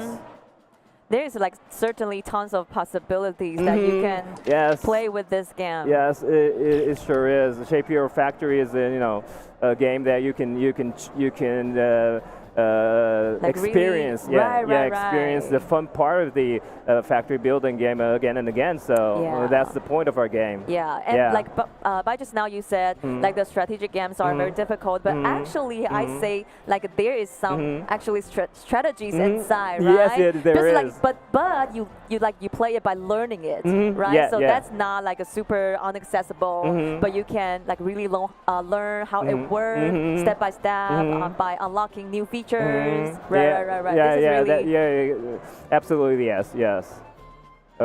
The red thing is you have to separate the conveyor because it's too crowded. You know, you're making too much circles and triangles. So now you have to deal with it. Yes, that's sure. Okay. Yeah. So now we make it more smoother, with more space. Yes, and the orange triangle from the canvas is a output part. And you're gonna put the conveyor to there. Okay. And you're gonna have to reach that conveyor to the blue transportation. For you, yes. Okay. Yep. Got level up. Potions. Potions, and the one on the middle.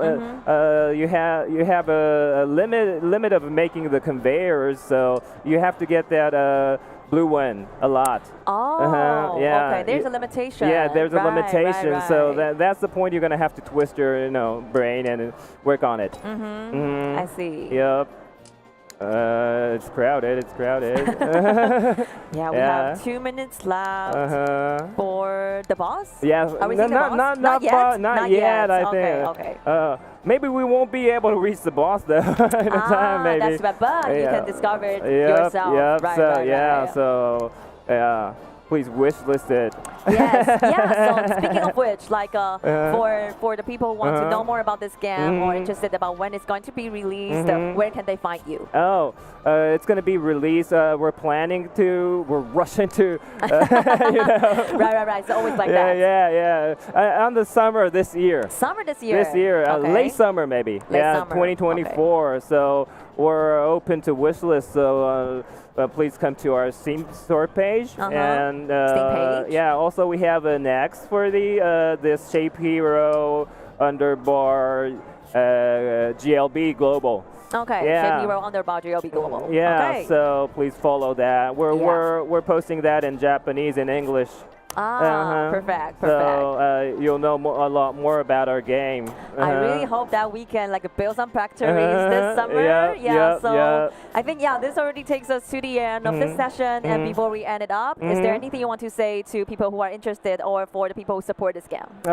We're putting a lot of love into this game, and this is our maybe a second game for our exhibition and a PC game. We're a pretty big company for the game app in Japan, but we're trying to rush into this PC game, and we're putting a lot of effort and love to it, and I hope you guys will wish list it. Love to hear that. Yep. Wish list this game. Wish list this game. Thank you very much. Okay, so Shape Hero Factory. Thank you so much for spending time with Thank me. you very I really much. enjoyed it. Thank you. Thank you for having me. Okay, so people, this leads us to the end of the session, but we will have more indie games to come in your way after this. So be right back.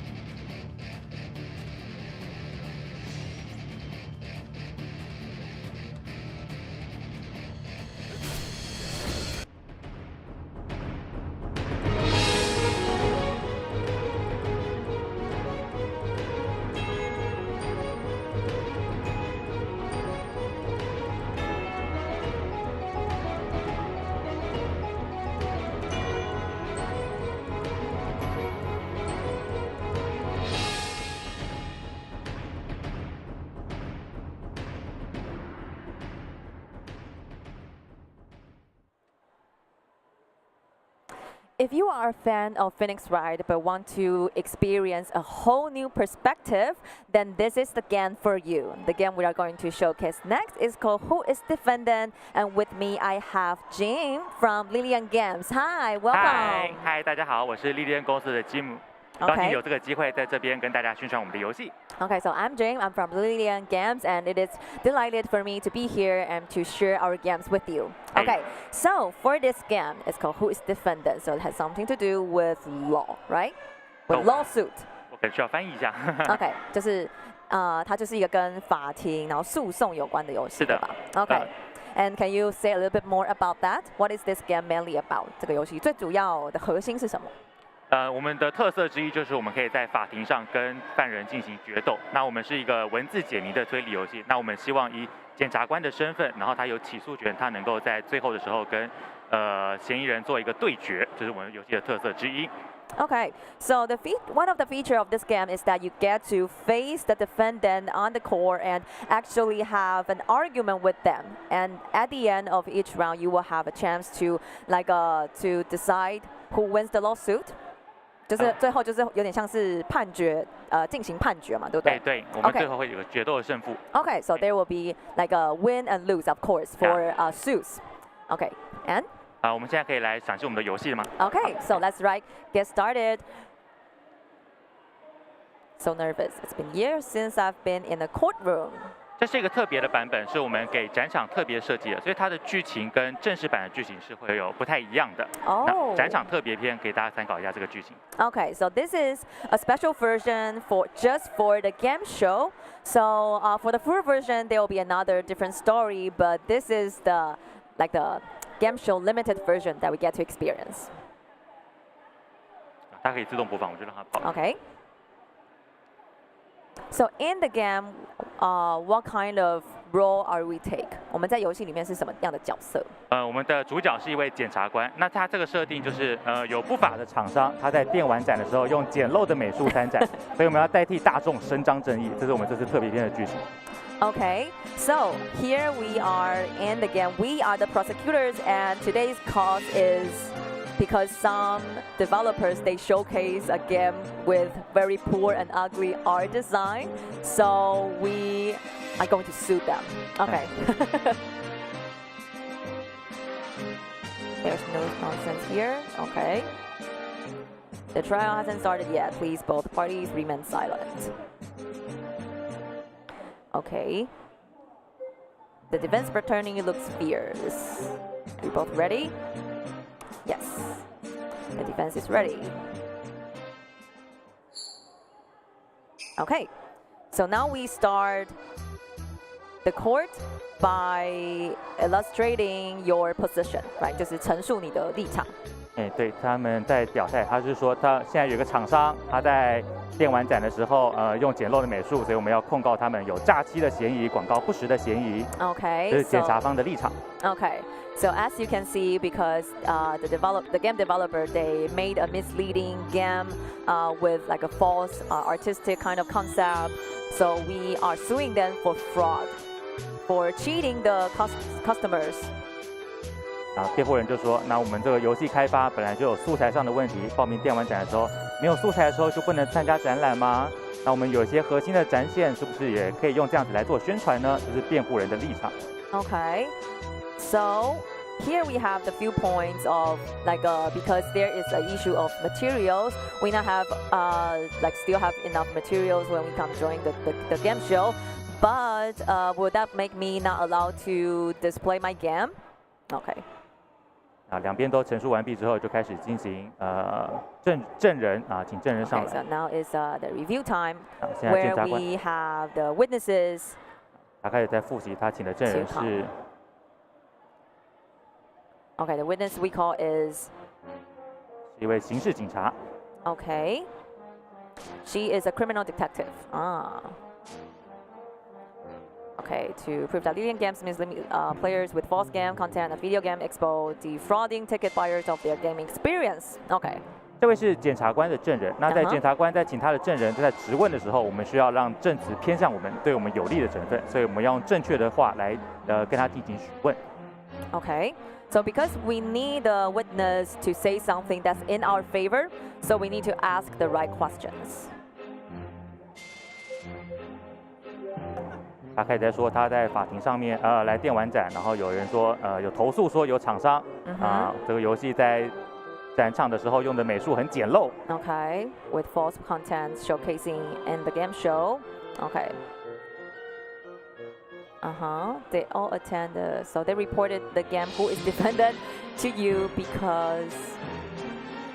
Okay, they found that it was quite ambitious to exhibit with such graphics. They thought it was actually quite creative, and they wonder, isn't this just like a blah blah blah attorney? Okay. 逆转裁判。Okay.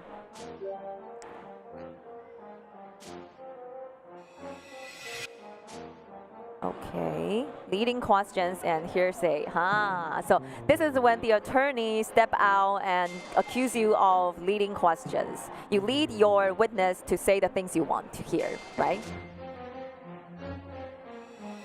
Okay, hold it. Even if the methods are somewhat unconventional, these are the genuine thoughts of the players. Objection overruled. Okay, so there is no effective for this objection. Yes. 这是个特殊，我们打破第四面墙，因为是借由玩家的操作，所以他得到那个讯息。所以你说它是传闻性证据吗？好像也不是，因为是玩家确实的操作。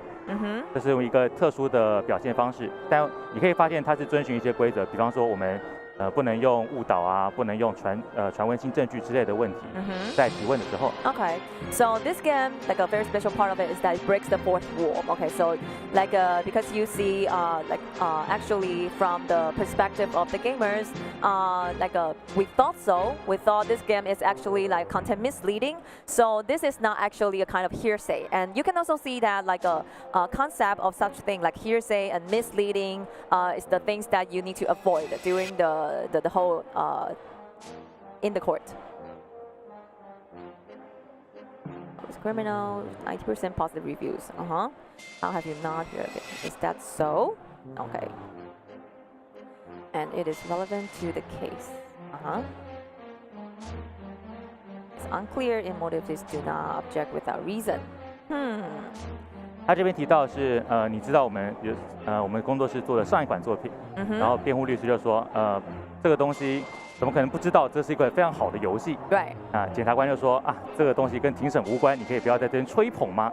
是一个这样的问题。Okay. So because like we just mentioned about the game that the company previously made, and we asked the attorney whether she knows this game, and the attorney says that of course she knows about the game. The game is great. So judge said that please do not like blur the things we are discussing right now. Okay, do you think the defense's objection is just a form of self-praise? Did you come into contact with their promotional work? Who is the defendant at the Video Game Expo from January 25th to January 28th? Please tell me where you were from January 25th to January 28th. Okay, so we want to know where she was. I was in Taipei for the Video Game Expo. Conduct inspection. 那这边就会需要遵循询问的一些规则，比方说你在问的时候要使用开放式的问题，而不能用封闭式的问题。Okay. 我们等一下可以看一下这个两者的差异。Okay. So here's when we ask questions to the witness, and here we need to ask like a more open questions instead of like closed questions. 比方说这边的问题，它如果像这个问题，它就有误导的嫌疑。Yeah. Do you think the graphics and art of who is the defendant were very rough? Yeah. This is some kind of misleading, right? 这就是一种误导。所以如果你选择这个的话，对方他就会辩驳。Of course, then she can object. Yeah, because that's a kind of leading question. And then you have your objections to stand because it somehow carries misleading information to the witness. Okay. Okay, do you think the graphic... Okay, so now we choose... Please describe your impressions of the game. Who is the defendant? Okay. I'm not very familiar with games, but the graphics did seem rough to me. Okay. Do you think this is the official game content? I don't think. Okay, it's the official content. In fact, please describe what you think the official game content would be. Okay. Look more handsome. Okay, ugly dialog boxes will be replaced. Okay. Should also be a normal criminal case. So again, will be different from the demo version you are seeing now. I think there would be a significant difference. Okay. Do you think you would end up buying the content of the current demo version? I don't think so. What are you feeling about this? I would feel a bit disappointed, I guess. Okay. False advertising leads to misleading consumers by creating, it says, who mislead consumers to have too low expectations. Do not assume the position of the consumers. Unrealistic content is valid. Okay. 那我们这边也是有加入，除了庭审本身的流程之外，我们也加入了一些搞笑的选项。那比方说，你这个时候你可以询问他对于辩护人的感想。Okay, so you can see that we also have some fun options to the gamers to choose from. For example, the third one. What are your thoughts about the defense attorney? Okay, let's go for this one. Yeah, of course. It's a very charming woman. Okay. Silence.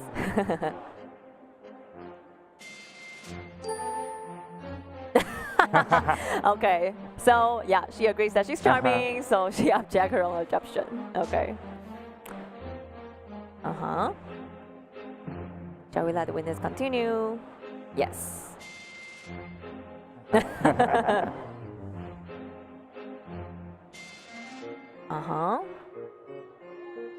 Role model for public servants. Okay. Not like me, who spend duty time looking at girls. Get serious about your job, hey.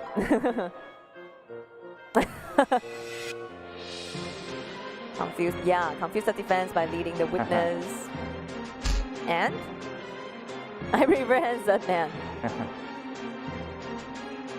Yes, yeah, gender equality, right? Got it. 那这些事情跟案件无关，所以就要求回到案件上面。Right. There's no any relation to our case. Why so? Okay, is there any threshold to enter the gaming expo area? The video game expo requires the purchase of a ticket for entries. That's my question. What are your thoughts about the defense attorney? Okay, so we go for the first one. Okay, is there any threshold to enter the gaming expo area? Yeah, to purchase the tickets, of course. Uh-huh. 然后这边就会做一个简单的小结。Okay, and then we have the temporary conclusion for what we have just discussed. Really temporary materials as finished questioning. Okay. Okay. 这边会进行一个交换诘问。Yeah, cross examination. 但是因为这个是个简单的版本，所以他在这边会放弃他的诘问权利。Because this is a sample demo version, so for now, she gives up her right to do the cross examination. 进行确认，然后还有说，是的，他要放弃权利。他说他要有联谊要参加。Okay, she said she would be late for evening social gathering. She would be late for a date, so that is why she gives up to cross examine. Quite clear. Okay.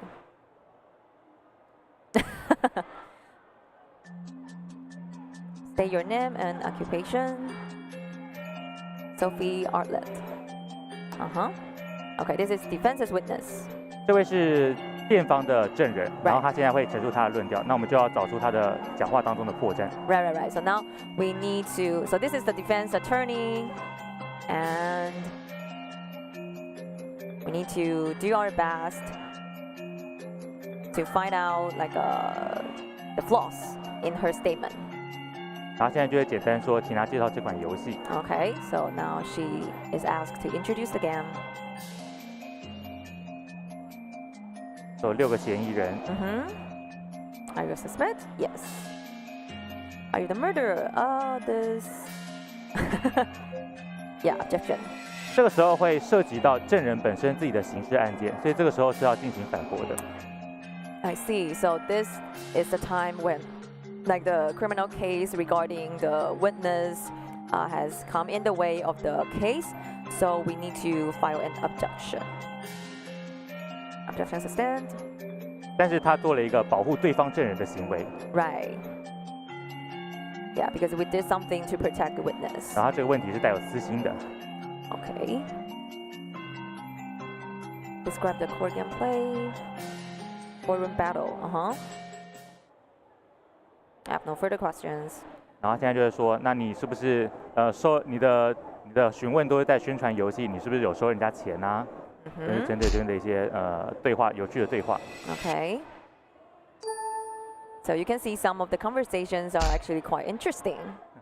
So for instance, did you get any money for promoting the game? Think carefully.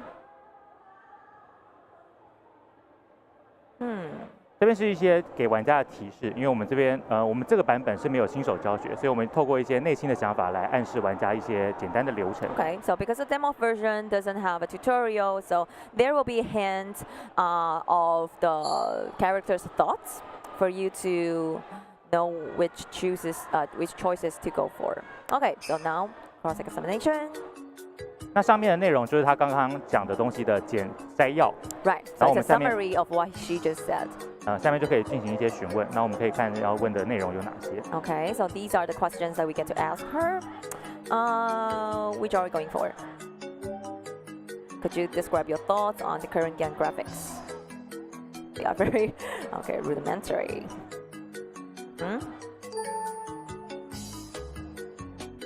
From the head of the studio. 他说这些简陋的东西都不是他画的，是负责人画的。Okay, so the graphics were not drawn by her. Okay.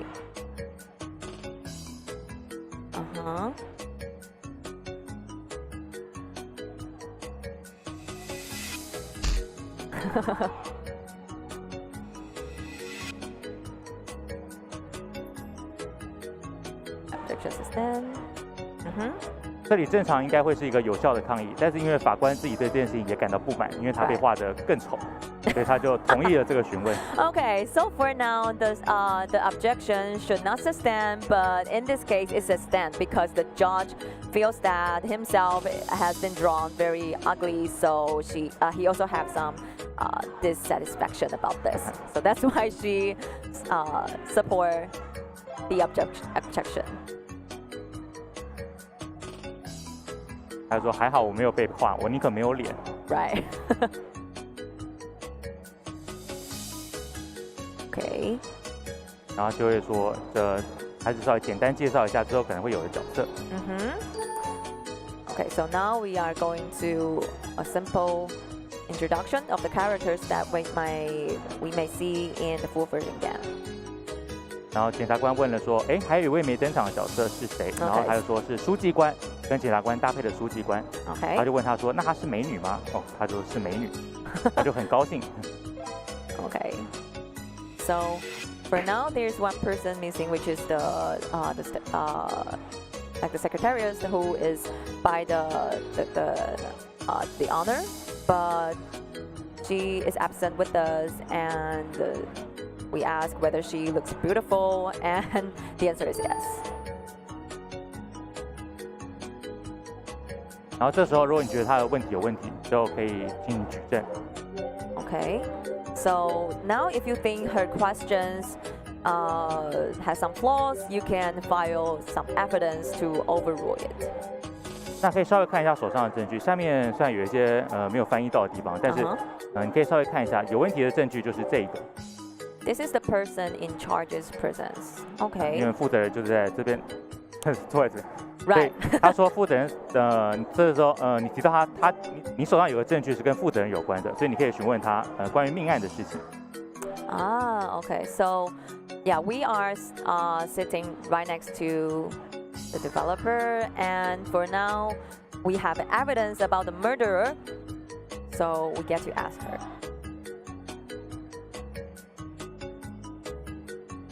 The person in charge is dead? Yes. Please describe more details.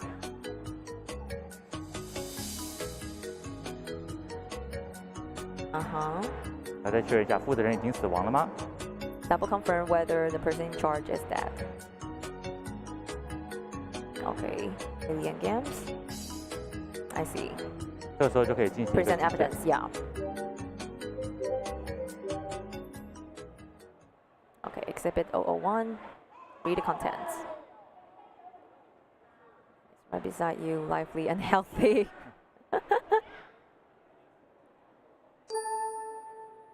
Mm-hmm.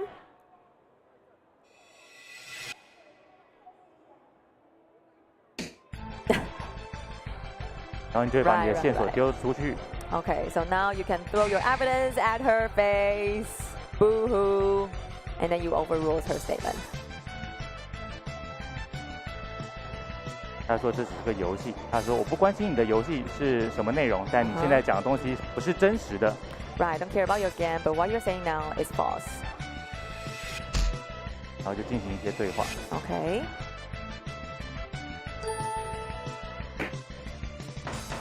然后这个时候法官就会强制结束他的争吵。Okay, so now the judge step in to stop the fight. 会进行一个结论。And then we come to the closing argument.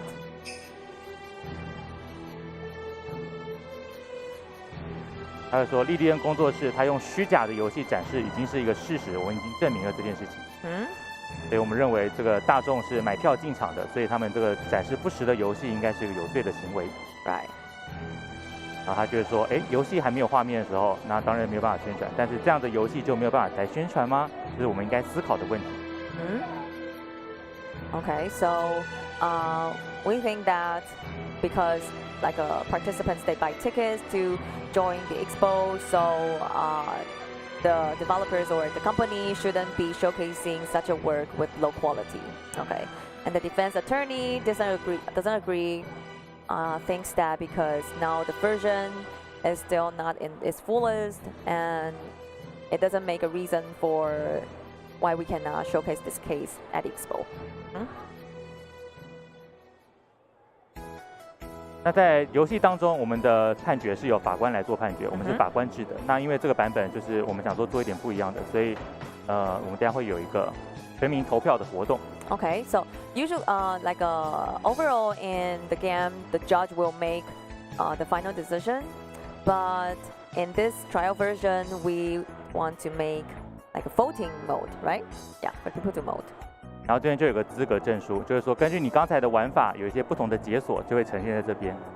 Okay. So here is also where you can see like there will be some the things that rightness incarnate or the other results that you might encounter in like by choosing different options. 然后这次就是今天试玩版的内容，然后上面有一些连接跟我们的社群都可以关注一下。Okay, what is the link for the red one? 什么意思？黄色的这个 QR code 是什么？这是一个问卷回馈，那它也可以做一个有罪跟无罪的判决。大家如果对这个内容有兴趣的话，你可以到这个问卷，然后去做一个有罪跟无罪的判决。那我们最后会公布统计的结果。Okay. So the QR code, the red QR code is for it's a questionnaire where you can like share your comments, your feedbacks with them, and also you can give your trial, your decision. Through this QR code, and then they will release like a final result after the expo. And the blue QR code is for their Facebook fan page, so do follow them. And when can we expect this game to be out? 我们什么时候可以期待它？它会在第4季的时候，今年第4季在 Steam 平台上推出。Okay, so Q4 2022 is when we can expect this game to be out. So actually, like there will be more cases for us to explore, like different stories or different perspectives you choose to defend, and there are lots to explore in this game, right? 就是这个游戏它会有很多不同的案件让你可以去参与，然后就是去进行更多的探索，对吗？我们其实就有一个案件，它就是整个所有的故事都围绕在这一个案件，因为我们希望把重点，就是我们希望有不同层次的反转。Okay. 所以我们把所有的文本量都集中在一个案件当中。Okay, so yeah, so actually there will just be one case, but this case will be a huge one. So everything that happens in the game, in the story, has something to do with this case, and there will be some like overturns, some like accidents, surprises when you play the game. So it would be an exciting and surprising journey, I'm sure. Okay, so this leads us to the end of the session, and thank you so much for sharing this game with me. Thank you for your time. Okay, so everyone, this leads us to the end of the session, and we will be back in a minute. We have more indie games to showcase to you.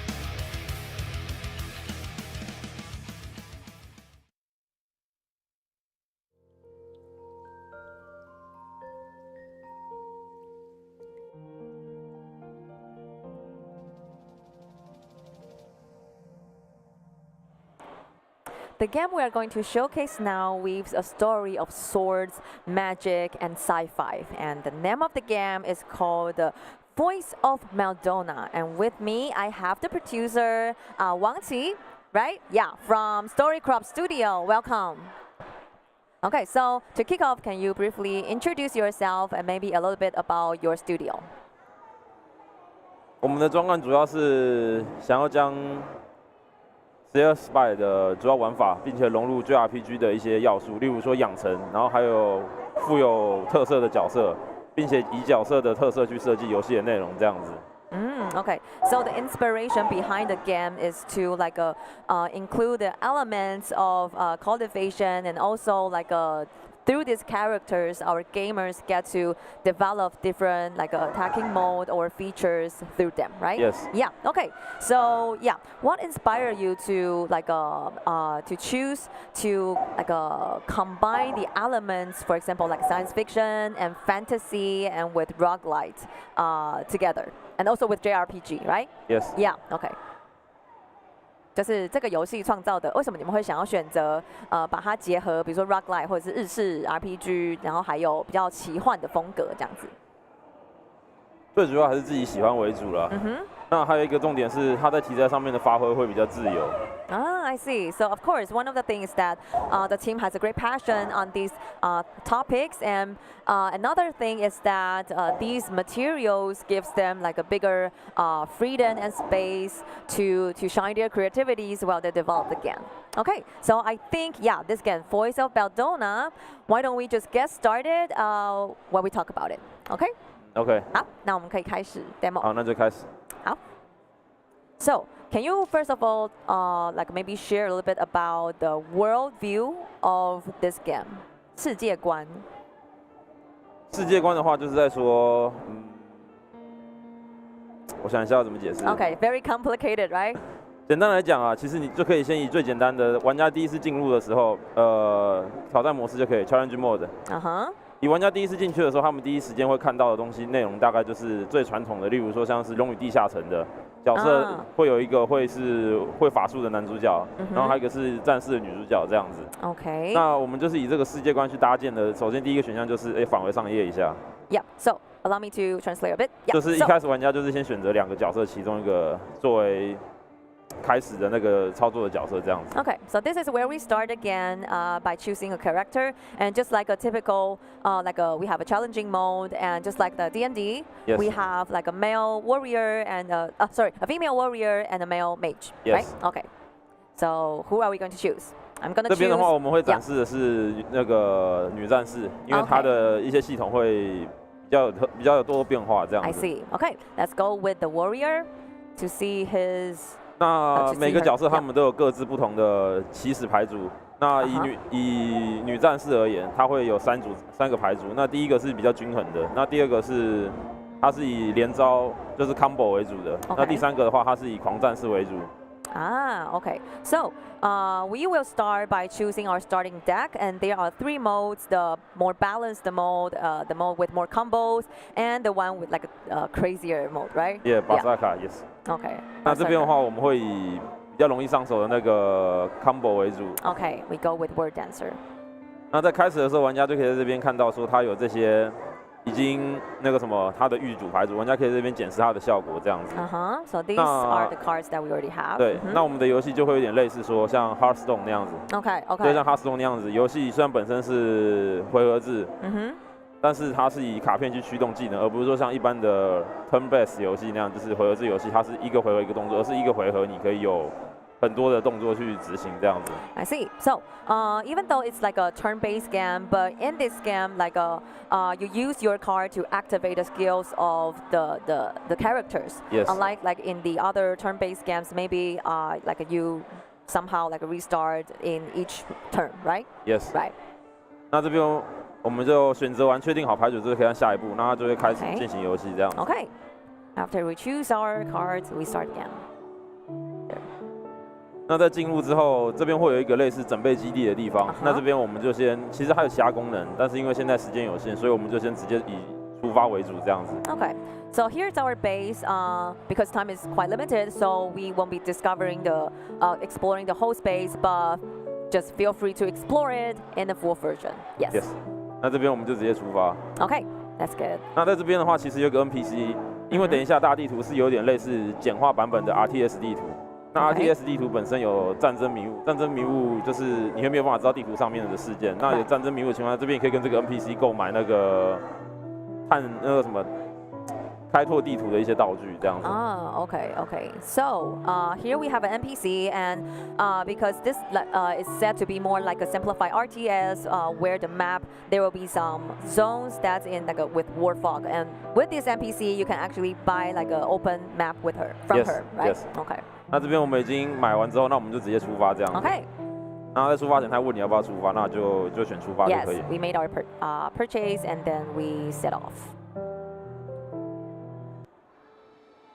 那我们的地图简单来讲，我先大概介绍一下我们地图。我们地图就有点像是第一时间会给人感觉像是 RTS 地图的小地图。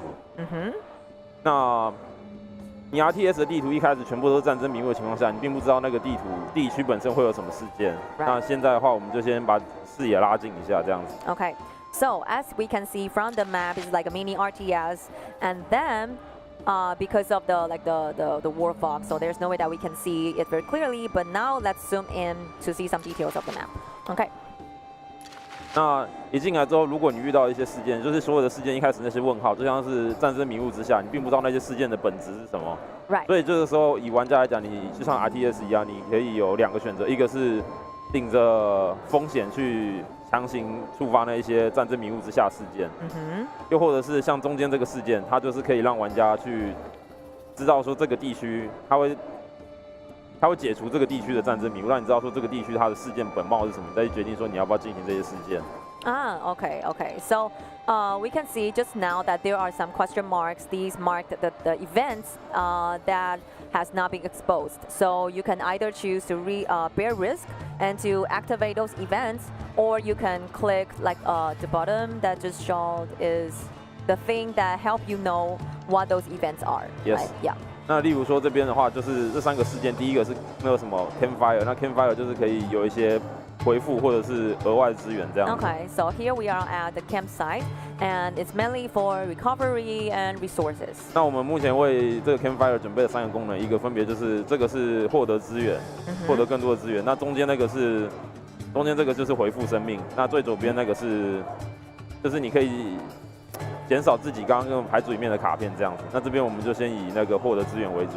Okay, so here we have 3 functions. One is to gain resources, one is to regain HP, and the other is to decrease, like to clean up your decks. 对，那像这边另外2个事件是，首先一个是商店，另外一个是没关系，我们先商店。那商店的话，我们也是有就是使用自己的物资。那在商店里面，你就可以像是例如说获得更多的卡片，或者是消除卡片。就是让自己的卡组里面的卡片变少这样子。Right. So this is the shop, and this is where you can buy more cards, or you can also like sell your cards. Yes. Okay. 那像这not sell is remove. Remove. Okay, remove your cards. 那像这边的话，如果刚刚我们没有就是直接那个解除战争迷雾就直接进来的话，我们可能就会在钱不够的情况下浪费一次商店的机会。那现在因为我们已经解除了战争迷雾，我们就可以知道说。这边这个商店，我们现在进来的话是可以做一些服务这样子。Right. So because we have already like wiped out those word fogs, so we won't be wasting one time to like enter the shop. Yes. But seems that we have to do it. So now we know what's it like. Like here is the shop, and then we can go inside and maybe like to do something about the cards. 对，那像这边我们就先移除一张那个。对，就移除一张这个。Okay, so now let's remove this card. 好，那这样子的话，这个商店的事情也差不多，那我们就先离开这样子。Okay. So we finish our task. 那这边我们就是进行一下地区的移动。Okay. So now let's make our movement to. 那这边的话，我们先使用一下刚刚那个出发前跟 NPC 买的那个探索。那个解除战争迷雾的工具， Right. 我们就可以在大地图上面。我们现在先那个解除主角所在位置的右边那一块。Okay. So we are going to use the tool that we bought from the NPC, which helps you to see clear on the maps. And now we unlock the map that right next to us. Yes. 那现在我们就继续回到那个可以移动的那个模式。那我们现在就往右行走。Okay. 那我们在移动的过程中，就像是我们在外面旅行，你在那个什么，你在那个移动的时候，你可能就需要吃饭，所以在移动过程中你是需要消耗你的资源的这样子。那我们再往右移动一个。Okay, so just like when you travel, you need to eat, you need to use your resources. These all happen where you move. 对，那那个什么，我们再放大地图一下，我看一下那个我们现在整个地图的情况。Okay. 那我们到那个右下角那一个。Let's zoom out the map and 右下角那一个。Let's go to the down right corner. Yes. Okay. 然后我们这边进行一下战斗，这样子介绍一下战斗的内容。Okay. So now let's take a look at the battle mode. 对，就是这个游戏主要的部分。那像这边的话，就像是左下角的那边那个山，就是类似法力值的东西。Okay. So the like the diamonds are like the blue. mana. It's mana? Yes. Mana. Okay. 那卡片的每张卡片他们都会使用需要那么消耗玛纳这样子，就是卡片左上角的数字。Okay. So the number like 3 in the down left corner is called mana. So when you are going to use your card, you will need to you spend your mana, right? Yes. Okay. 那这边我们打出一张那个卡片，就先随便打。Okay. Now let's. 那像卡片的话，这张卡片因为它本身是不需要费用的，就是它本身不需要任何能量，所以它没有消耗。那你这边就先照你的方式去打。Okay, so the card that we just used is a free card, so it doesn't cost us any mana. Yes. Okay. 那像你这个角色的特色之一就是你打几张那个连招这样子。哎。那像他这种有连招的卡片，他的头上打出去之后就会有那个连招的指示这样子。Yeah. Okay, so the card we just used is for like making like a sequence like a thrust, and you can see the purple arrow next to our character is the times that she has already used. 那这边的话，我们凑一个小的 combo 这样子。Okay. Oh, so now we are accumulating the combo. 那你看现在我们测出一个。那像这样子，我们刚好那个你移到那个蓝色上面，等一下，移到那个什么那个图示上面一下，移到图示上面停一下，移到图示对，这边等一下，移到这边等一下，那个什么，像是现在如果可以使用的那个 combo， 它的那个技能栏那边就会亮起来，像是那个就是那个对，像这一招。Okay. 那像现在可以 So this is something we can use now. 对，那像这个按下去，我们就可以获得这个技能这样子。Okay, so by clicking it, we acquire this skill. 那就打出试试看这样。Okay, let's go with it. Oh, cost him 18 points of art. Okay. 那像这边，如果我们那个什么，那你再打一个刺出去，再把一个刺打出去，就先尽量随便打。那这边还有一些那个什么机制，我稍微介绍一下，像是敌人头上那些行动，就是他等一下要发动的技能的大概概念。所以像他等一下可能就会发动攻击。Okay, so you can see like numbers 10, 10, 3 set above your enemy. 他会发动一个10点攻击，然后10点那个护盾生命，然后还有3点强化这样子。Okay, it's the attack that he will be making later. So for example, 你说10点的什么？10点攻击。10 points of attack， 然后10点的护甲生命。10 points of armor， 然后3点强化。3 points of like a strength. Yes. 那像这边我们已经能量因为已经使用完，我们就先暂时那个回合结束回合这样子。Okay. So now we are running out of our energy, so we end this turn. 那这边我们就先继续正常进行游戏这样子。Okay.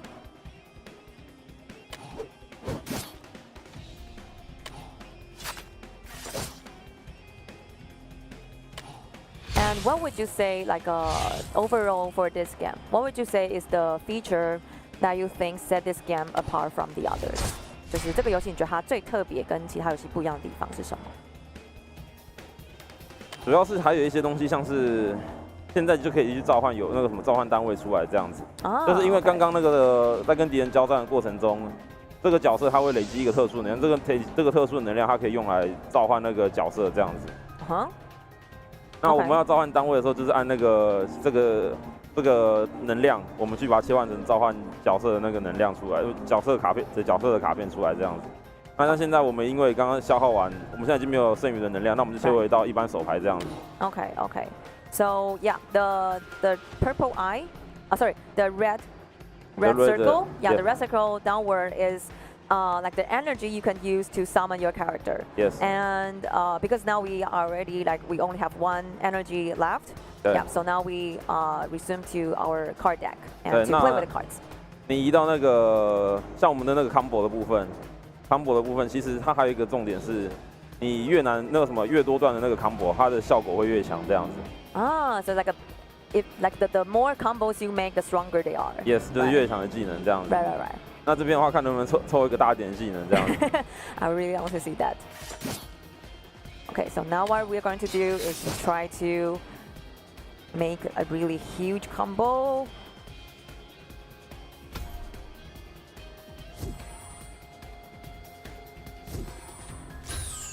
Okay. Oh.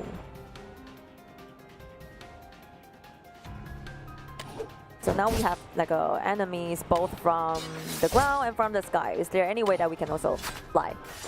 不好意思。就是现在我们是陆地跟天上的敌人都有吗？对。对，那我们也可以就是升空吗？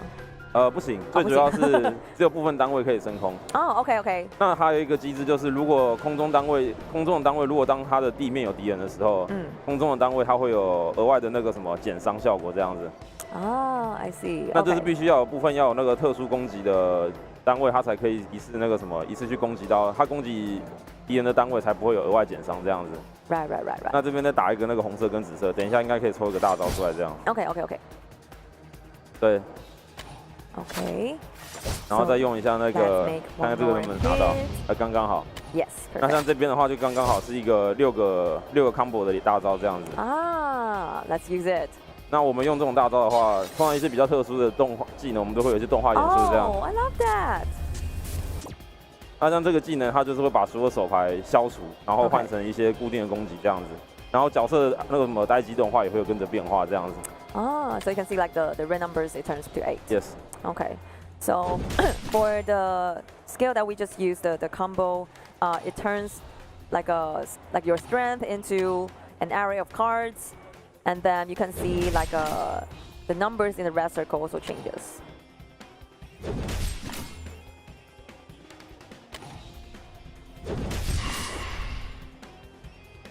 然后像战斗结束之后，就可以获得那个奖励。那这个奖励的部分就是，除了最基本的就是资源之外，然后这个是那个什么最右边那个是最简单的资源，然后中间的是可以等一下我们会展示一下强化角色的那个机制这样子。Okay, so by winning a victory, you will get your reward, and here we have different kinds of resources with different scarcity. Yes. 然后还有这个卡片，就是我们给玩家做的选择，就是你可以选择加新的卡片到你的牌组里面，或者是最左边你也可以选择拿资源，就是给玩家做一个选择这样。Okay, so here is for the gamers to choose whether they want to add a new card to their deck or they want more resources. 都可以。那像这边我们就选择拿一张卡片这样子。Okay, we choose to go for one card. 那像这边的话，我们展示一下那个强化角色的那个功能这样子。Okay. 那像这边打开来的话，你就可以一览的有那个像是最基本的角色状态，先去看一下角色状态。So this is the basic state for our character. 对，这边你可以一览角色状态，或者是像是最右边的那个是卡片的，那你现在的卡组，这边可以看到你现在的卡组一览这样。Okay, and also you can see all your cards. 对，那我们的卡片的卡图有2种风格，一种就是现在这种比较完整的版本，就是像上面这种完整的卡图。那还有一种是测试版的，这些都可以让玩家在设定里面自己去调整，说喜欢哪一种风格的卡图这样子。所以是正式版也可以设定。对，你可以使用正式版或者测试版的卡图这样子。Okay. So we have two kinds of the images you can see on the cards. We have this like the formal version of mode, and we have the testing mode, which is like the 2D kind of like the drawing kind of style, and the gamers get to choose which mode they want. 对。那这边我们我们再展示一下那个强化单位的功能。OK。那这边就比较像是 JRPG， 因为 JRPG 有一个特色就是你的角色会随着游戏的进度不断的去强化角色。Right。那虽然我们刚刚拿到的是红色石头，那这边我们就可以分配红色石头去强化角色。那像上面的7/2，就是说如果你给这个角色7颗那种强化石的话，它也可以进行升级，这样它会有更强的技能跟被动这样。Okay, okay. So this is a part that is more of an element of JRPGs where you can, like alone the way you play, you can enhance the strength of your character. And from this, we can see that we have like 2 redstone now. Yes. Okay. So as long as we gather 7 of them, our characters can upgrade. Yes. Yeah. 那这边我们就先返回。Okay. 那这边我们去那个营地拿一下那个营地拿一下资源。对。Okay. So now we go back to the campsite to get some resources. Okay. So 时间已经快没了，是不是？ Yes, almost. Is there anything you want to particularly introduce? 是还有，不过时间已经快不够。那我们最后展示一下那个主线的部分。Okay, the main quest. 那像我们其他的这种类型的游戏，他们的主线可能他们的路线可能是一条线的。那我们的主线就是说，玩家可以在这个地图上面自己去探索。那像这边的话，我们就选择下面这个选项，就是你可以直接去打 BOSS。Okay, so the story set, like the way you explore the map, is actually like a non-linear kind of style. So you can choose. For example, now we can go to fight the boss. Yes, yes. 就是让玩家自己选择说你想要慢慢的，就像一般游戏那样去慢慢探索，或者是直接打 BOSS 都是可以的。Yeah, so the gamers can choose which kind of vibe they want to play at their own pace. Okay, so when can we expect this game to be out? 什么时候会发行？今年年底。 Late this year? Yes. Okay, okay. And for those who want to know more about this game, where can they find you? 就是有没有一些什么 social media 或者是 fan page 或是官网，让大家可以看到更多游戏的更新？我们 FB 跟那个 Steam 都会那个 FB Discord 还有那个 Steam， 我们有任何的更新讯息都会推上去。Okay, so Facebook, Discord, and Steam. So for Facebook, they should be typing Voice of Belladonna or Story Crop Studio. Voice of Belladonna. Okay, Voice of Belladonna. Okay, so remember to follow them on their social media and wishlist this game. And this leads us to the end of the session. Once again, thank you so much for sharing this game with me. There are literally so much things to see, and I can see that we have limited time, so we don't have like a more time for you to showcase these games for us. But I'm sure that our gamers, like after the full version is out, they get a chance to explore it more. So once again, thank you so much. 谢谢。 Thank you. Okay, so everyone, this is the end of the session, but more indie games to come in your way, so do not go anywhere. We'll be back in a second.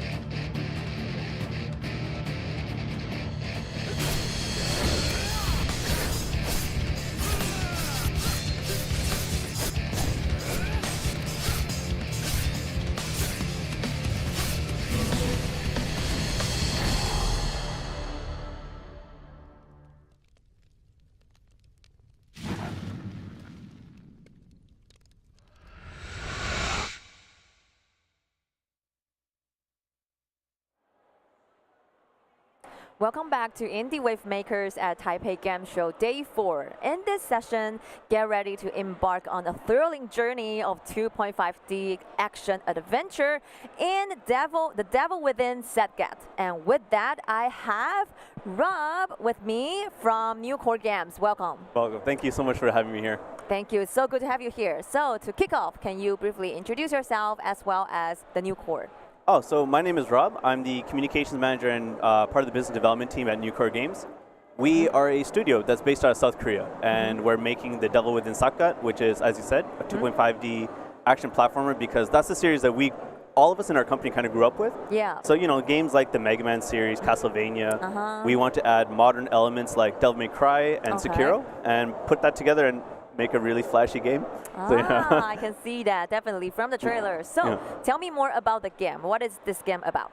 The game is about, in terms of the story, it kind of lends itself from East Asian mythologies and stories. I see. Primarily from Korea, but, Asia shares a lot of stories and commonalities, right? So it is how there's a tower that suddenly appears in the world of the Devil Within Setgat. We can see that? Yeah. Like the red tower, And at first it brought in a lot of prosperity, but also showed up with a lot of demons and, I guess, abnormalities. And so Kim Rip, our main character, he is setting out to kind of solve the mysteries of the world, but also becoming somewhat corrupted himself along the process.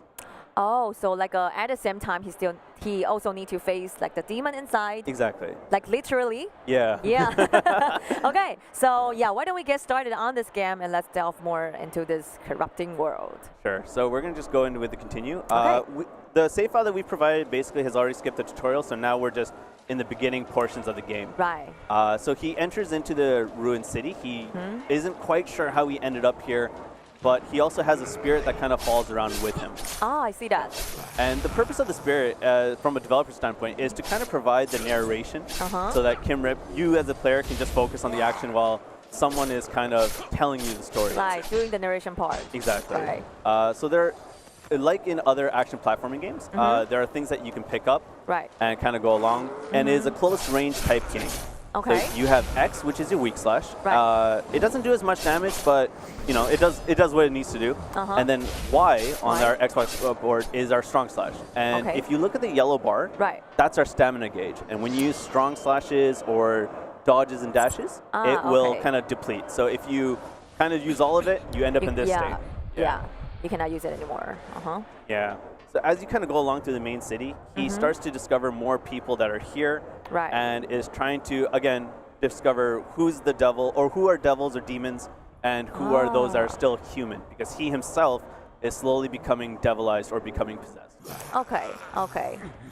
And then so by interacting with them, you will find out who they are, and maybe you need to at the same time achieve something to proceed with the story, right? Absolutely, yeah. So in this story, what happens is Kim Rip is kind of going around the city and finding those who are possessed or demonized in some ways. Right. And as he beats stronger demons, he not only discovers more about the world, but also becomes more devilized himself. Oh my God. Yeah. So it's kind of like, if you kind of look at old Mega Man games or Mega Man Zero games, when you defeat a boss, you gain their powers. Right. It's the similar concept, but more so on the Devil May Cry side, where you become a little bit more, I wouldn't say evil, but not good. This is the way I would say it. Yeah. Okay. Yeah. So this is from the mental part, right? From the narration part of the game. Yeah. Right? And the story is kind of from Korean folklore. In Korea, we have a poet named Setgat, and it's based off of one of his stories. But that story is also found in South Asia, East Asia, and all sorts. So the Setgat is the triangular cone hat. Setgat. Right. Yeah, and we see that a lot in Southeast Asia. We also see that in South Asia. Right. It just comes with different words or terminology. So when we went to shows, in Taipei or in Tokyo or elsewhere, we found that a lot of people within Asia kind of resonated with the hat itself. That's right. That's right. That was actually the question I wanted to ask. Right, that's like a very symbolic thing. Yeah. Like for the Asian culture. Yeah. So I want to ask, so far, have you already learned about Mandarin for Setgat? Have I learned Mandarin? Yeah. I'm studying. It's not going so well. For Setgat. Oh, sorry. So Setgat itself. Yeah. There's what Mandarin. What is it? I don't remember the name. It's Li. Don't. I wouldn't be able to. Don't Yes. Oh, it is. That's the word. That's the word. Because our Korean title or our Chinese title is Li Gui. Which is, it's supposed to play on the Sakat and the devil portion of that in there. Right. So our publisher actually, our publisher for the Chinese-speaking regions, they came up with a long list of names. Astrolabe is our publisher, and they said Li Gui is probably the best way to do it, and not do a direct translation of an English sentence. And Right. Yeah. In this section, I'll just show you here. You get to learn a lot of different skills. So in Mega Man games, you have shoot and gain ability. Right. But more like in Devil May Cry, you can learn different techniques. Okay. And this part of the game, it tells you how to learn set techniques. The skill tree we have. Yeah, and you get a whole bunch of different, what we call factors. Okay. That will help you gain speed skills, dodge skills, and things of that nature. Oh, I see. Yeah, and the reason why we have such an in-depth skill tree is because, if we look at special skills, you can do something called concentrated counterattacks. And what happens is if you parry at the right time, dodge or dash at the right time, and you fill up like what we would call like a super meter, you can do a strong attack like you see in the thing there. Wow, that is marvelous. Okay, so you get rewarded for being patient and not button mashing to a certain extent. Right. So you have to like pick the right time to attack. And again, like with the story, just trying to figure piece in what happened to this city itself. And then you have a spirit who just kind of tells you like, yeah, you're pretty good with the sword. Good stuff. Like, I'm going to stick with you for a bit. Yeah. And the game has Metroidvania elements. I'd be hesitant to call it a true Metroidvania in the sense of an interconnected world. But it has Metroidvania elements in that it's quite large maps for stages. Right. So stage 1, I would say on average takes about an hour. An hour for stage 1. Okay. Yeah, and that's what our demo is right now, which can be found on Steam. And then, yeah, each stage will probably take about an hour or so. And how many stages are there?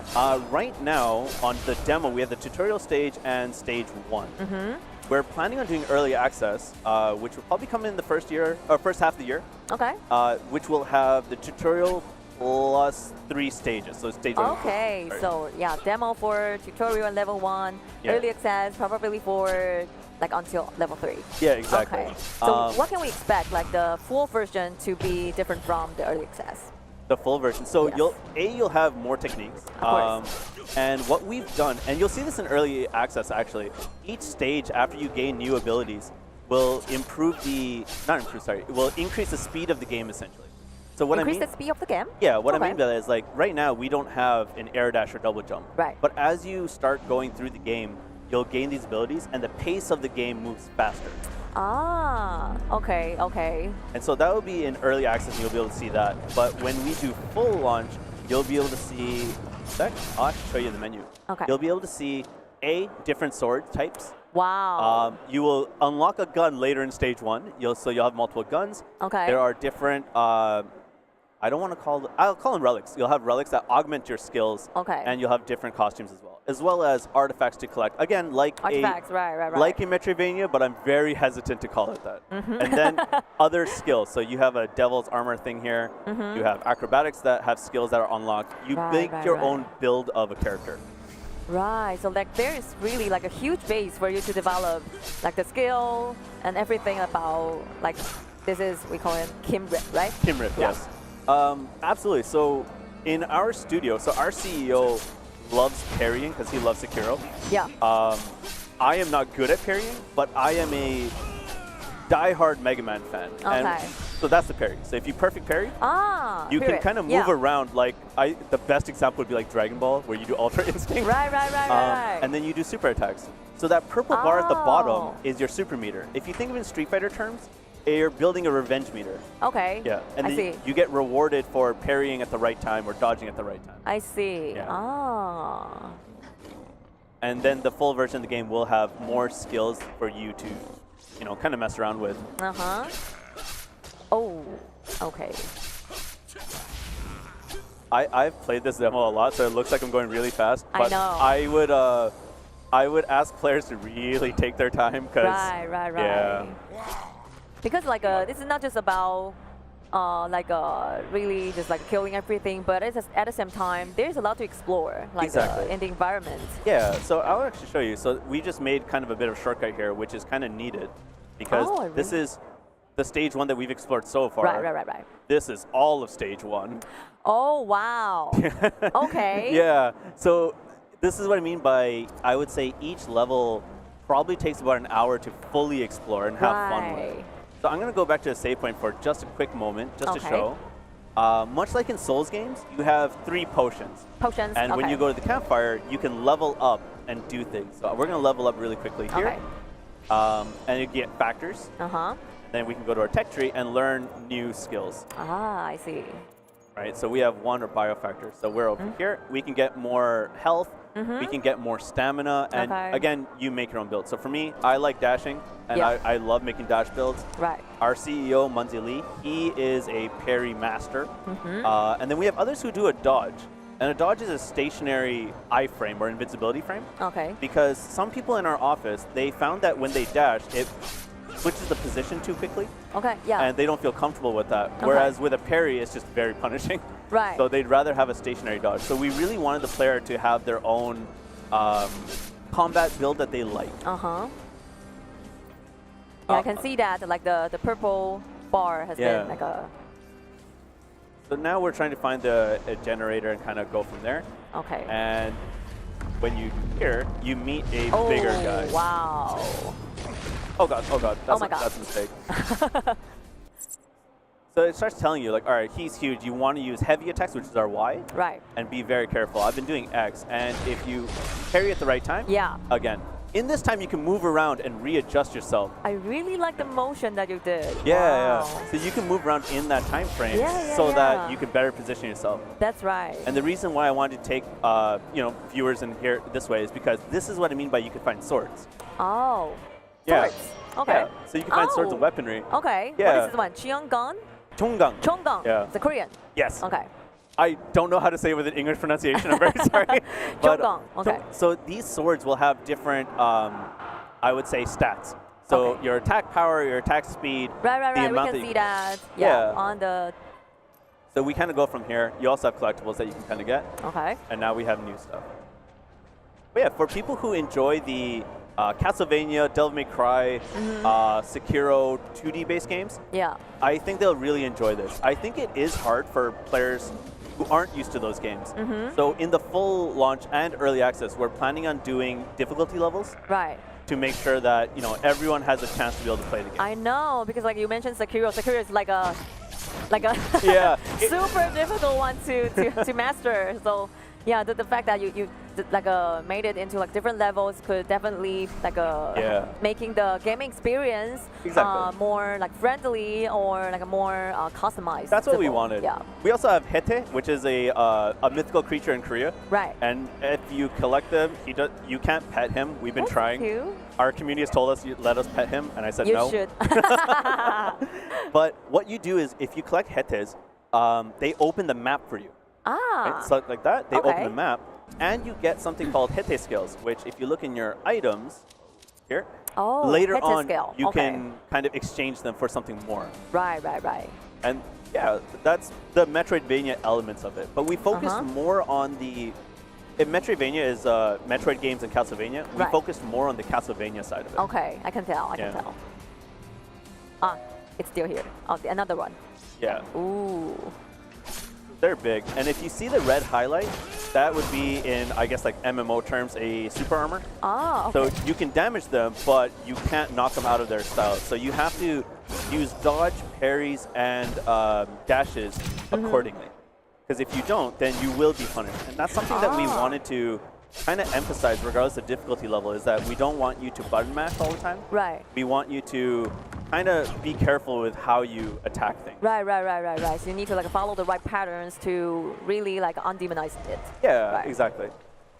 So just in a moment, I'm sorry, I'm continuously playing and talking. No, it's okay. Yeah. So there's new things. So we got new blue factors and whatnot. Blue is for agility. So if we go here, you can do perfect dodges and perfect parries, which will allow you to do more stuff. So I want this, and I will take you, and more stamina. Unlucky ones. Wait, I can't do it. Because like I said, you have a yellow factor, and you need a purple factor. So purple factors eventually. Right. So for now, we have the yellow one. Yeah, so we just keep going, and it will let you know. There will be a boss right after this. So that's the kind of part I want to show you, because I want to see that. Yeah. Yeah. A lot of our players hated me for being happy about this boss, but like it's kind of creepy looking, but I really like the design.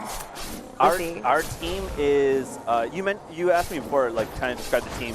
Our team is quite large. I would say we have about now. We started with 3. Now we have about 19 to 20 people. Wow. But they all vary in experience. So our leadership group, which is about 4 people, all have experience in the Korean gaming industry and bring it to a global audience. And they share, I wouldn't say share, sorry, they each have about 18 to 20 years of experience. Right. They're incredible people. Then there's people like myself who have about 5 to 8 years of experience in the Korean or in just the gaming industry in general. Right. And we have a lot of new people as well.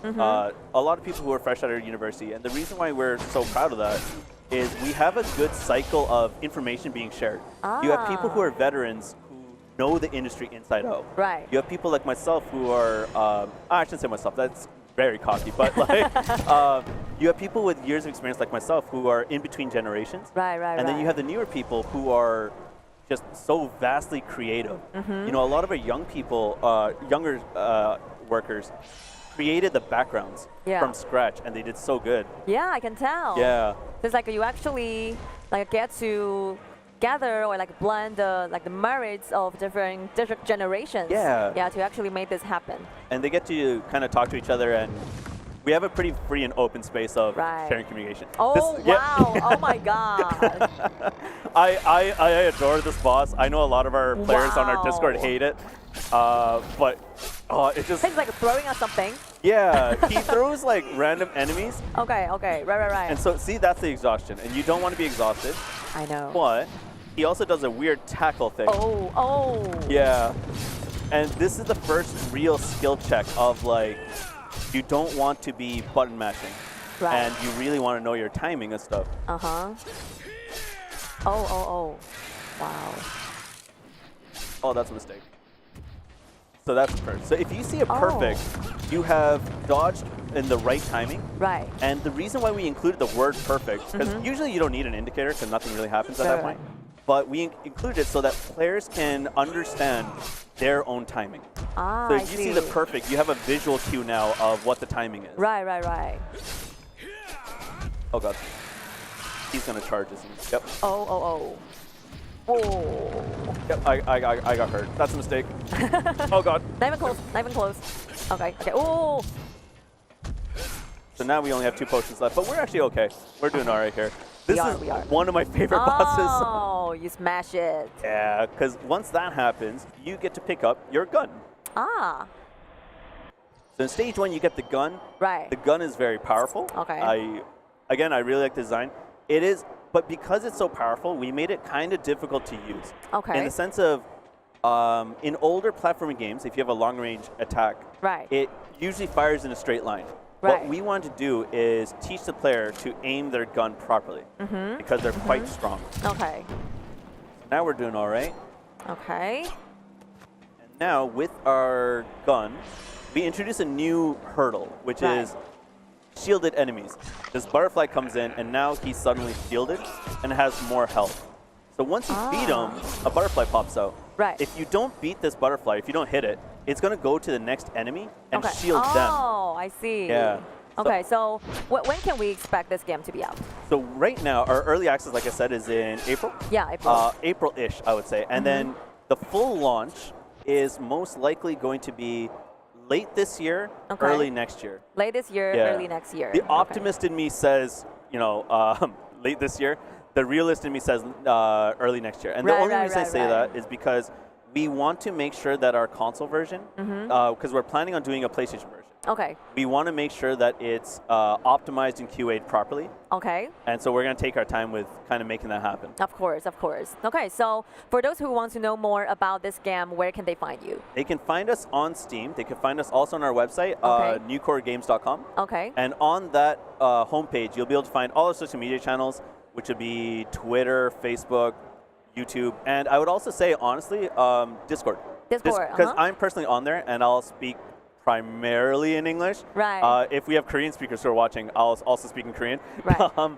But yeah, Discord would be a place to kind of gather around, do speedruns together, and have information about the game. Okay, okay. Yeah, I really look forward to see it happening, and please do follow them on their social medias and go to their websites and try the demo. Give them your feedbacks and help them to make the game like a better version of itself. And this leads us to the end of the session. But before we wrap up, is there anything that you want to say to your fans or people who are more interested in this game? Honestly, so far, I do want to give a shout out to our community. They helped us a lot, whether it be the Steam community, Discord community, people on social media that are giving us feedback. We made a lot of changes to the game in terms of mechanics.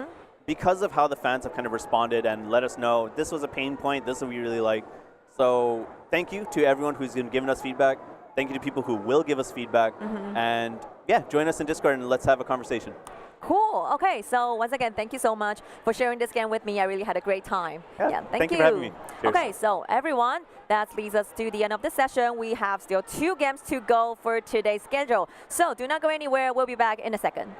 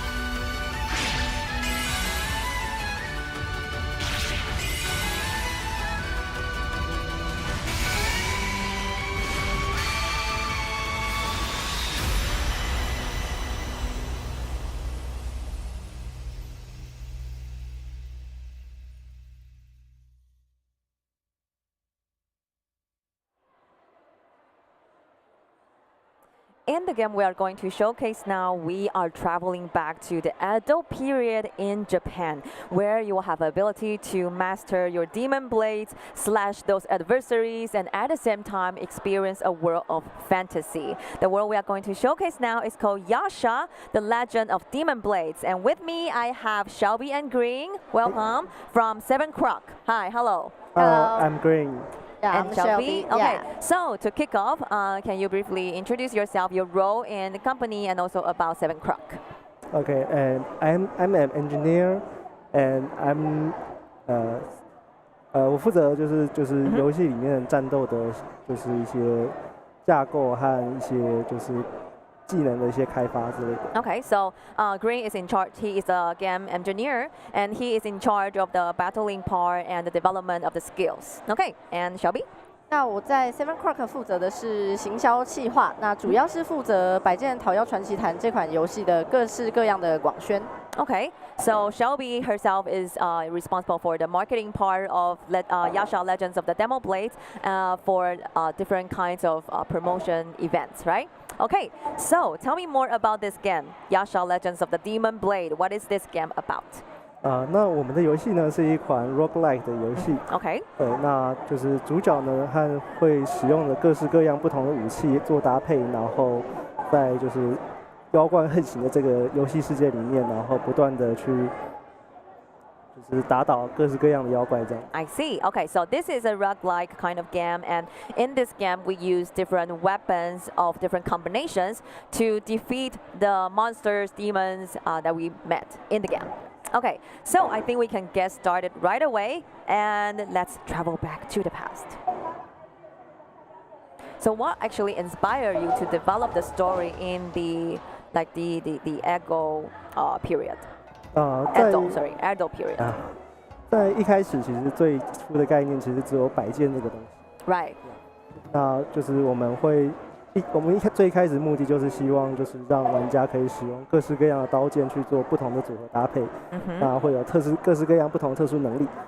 那最后就是搭配上了 roguelike 这个像蛮流行的一个游戏的类型。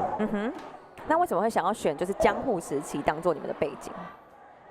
毕竟我们想要使用各式各样的刀具，那就是选择就是妖刀这个主题。那最适合，然后我们也最喜欢的，其实就是在这个时代的背景上。Okay, so the game was originally developed on the concept of the 100 swords, but because you are very passionate about Japanese culture and the concept of the swords, or you can say demon blades in Japanese cultures, is what your passions are about. So that's why they choose to develop the story on the age of the Edo period.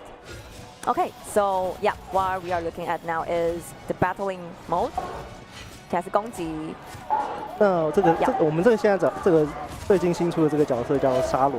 OK。对，那沙罗的话特色就是他会同时的拿2把妖刀，然后他的特色就是他攻击很快，然后可以非常流畅的在各种状况和妖怪之间游走。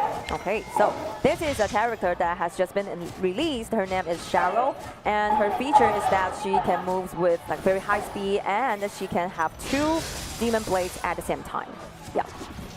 那其实可以看到，就是沙罗的角色个性其实非常活泼，然后有趣。那我们也放了各式各样都很有趣的要素，像现在这把武器其实就是他在踢毽子。哦 ，OK。然后他同时拿了一把就是杀牛刀，然后可以对他的战斗风格就是这样非常多样的一些有趣。Okay. So you can see that actually different weapons that a character use will depend on the personalities of the characters. So for example, Sharo, she's with a very vibrant and active personality. So you can see that the weapons that she uses is actually like a knife to slay the ox, and also a very folklore kind of toy in Asian culture. 那我们的另外一个女主角石宇呢，她就是持有相对正统的妖刀，然后会使用相对比较正式的刀子，武术这样子。不好意思，再说一次，它是石宇，它是用什么样的刀子？它就是用比较正统的日本刀术。比较正统的 ，OK。So another female character named 石宇，because of her like a character build up, she will be using like the more formal kinds of Japanese kind of knives, swords.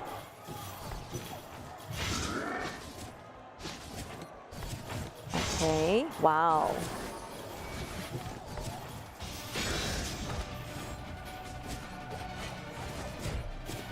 那目前现在就是我们在对战的这个 BOSS， 它叫做吞妖，是我们在9月的东京电玩展就已经有释出过的一个 BOSS。那它的主题是一个被蜈蚣妖怪吞噬心脏的人类，原本是人类的武士。Okay. So the face we just face right now, it used to be in human form, but then it got like swallowed by a monster and then become what it is now. And this monster has already been showcased in the Tokyo Game Show last year in September. 那我们现在进入了这个 BOSS 关，它是海房主，它是一个看起来像章鱼的妖怪。然后他在我们好像是2023年的年底的时候释出的第一只妖怪。Okay. So the boss we see now is an octopus shaped like. In Mandarin we say 海房主. It's actually like a very traditional Japanese mononoke, right? Right. Okay. So this boss is released in end of 2023. So just released actually. 才刚试出这个 boss，2003年底嘛，对不对？事实上已经是2022年的时候，在其他展览就已经有试出过。有 demo 过哦 ，OK。So on our way, like we will see different kinds of monsters and creatures inspired by the like Japanese folklore and myth, right? 对。那最大的就是妖怪发祥起源，当然还是就是百鬼夜行。OK. So the inspirations behind how they design the monsters and all the enemies are of course based on a very classic Japanese folklore for the 100 ghosts to be out for a parade, right? Yeah. 那我们刚刚看到的那个大海啸，它的原本的原型是我们参考自那个一个很有名的那个浮世绘叫什么来着？突然间忘记了，那个作者。I know who you're talking about. Yeah. 葛饰北斋葛饰北斋对。神奈川冲浪里是吗？对。所以像我们这边就是海浪的设计啊，其实有想要尽量去还原它那种风格。So yeah, the wave that we just see is actually like the tsunami we see. It's actually inspired by a very Japanese print artist. I don't actually know how to pronounce his name in Japanese, but like the very famous painting is called The Waves of Nagasaki, I think so. 是浮世绘。Right, 浮世绘。ukiyo-e。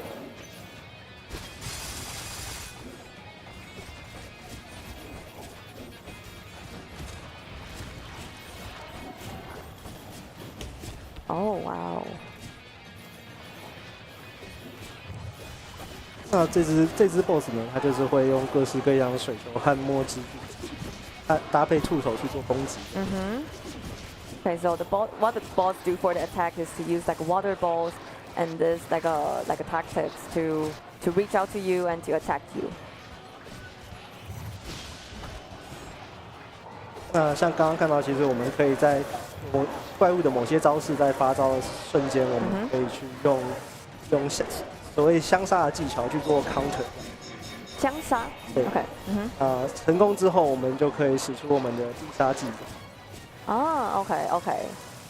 So like when you are being attacked by the boss, so you get a chance to like accumulate your something like a combo, right? So which can make you able to use like the skill that you have.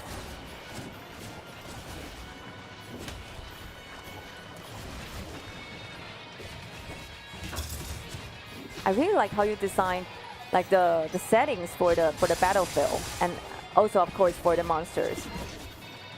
我们的设计的话，基本上都是看就是像根据不同的怪物和它的性质去做发想。Right. 像这只海房主的话，我们就基本上就是很明确的就是希望让它有一个场地可以让海防组去玩它的水和墨汁。所以自然的就会把场景设成像是一个圆形的海滩，然后在里面做各式各样的招式的，就是让怎么去把这些招式去做组合和在场上画图这样。I see. So you also take it into considerations for how you design the battlefield, because like for example for this boss, you need to like create a space for him to like showcase his attacks. So you build it to be like a circular beach. So at the same time, the protagonist will also have to find a strategy to deal with such kind of mechanic. 所以像前面那一只 BOSS， 它就是吞妖，它的概念就比较像是一个武人，像是一个武人，OK， 觉悟之人。所以事实上它的场景就很明显，它是一个像是一个道场的设计。Okay. So for the boss, we met like because like his concept is developed from a person who knows martial arts. So the battlefield is built to be like a dojo. 那我们现在选择的是这一次展览当中，就是可以提供玩家选择的第2把武器。那它的特色是有水跟火的属性。Okay. So the weapon we're using now is the second weapon that is included in the demo, and it has the feature of both water and fire. 这就是刚刚提到的必杀技。对。那每一只角色的，因为我们有3个主角，那他们每一个角色的必杀技的动作都不太一样。Because we have 3 characters, and how they like unleash their skills are very, very different. 所以我们还有一个第三只角色是使用合弓的一只大老虎。使用合弓。Okay. Oh, we still have another character. I think we see that on the trailer. In the trailer, right? Yeah, we have a tiger who have like a different mode of attacking method.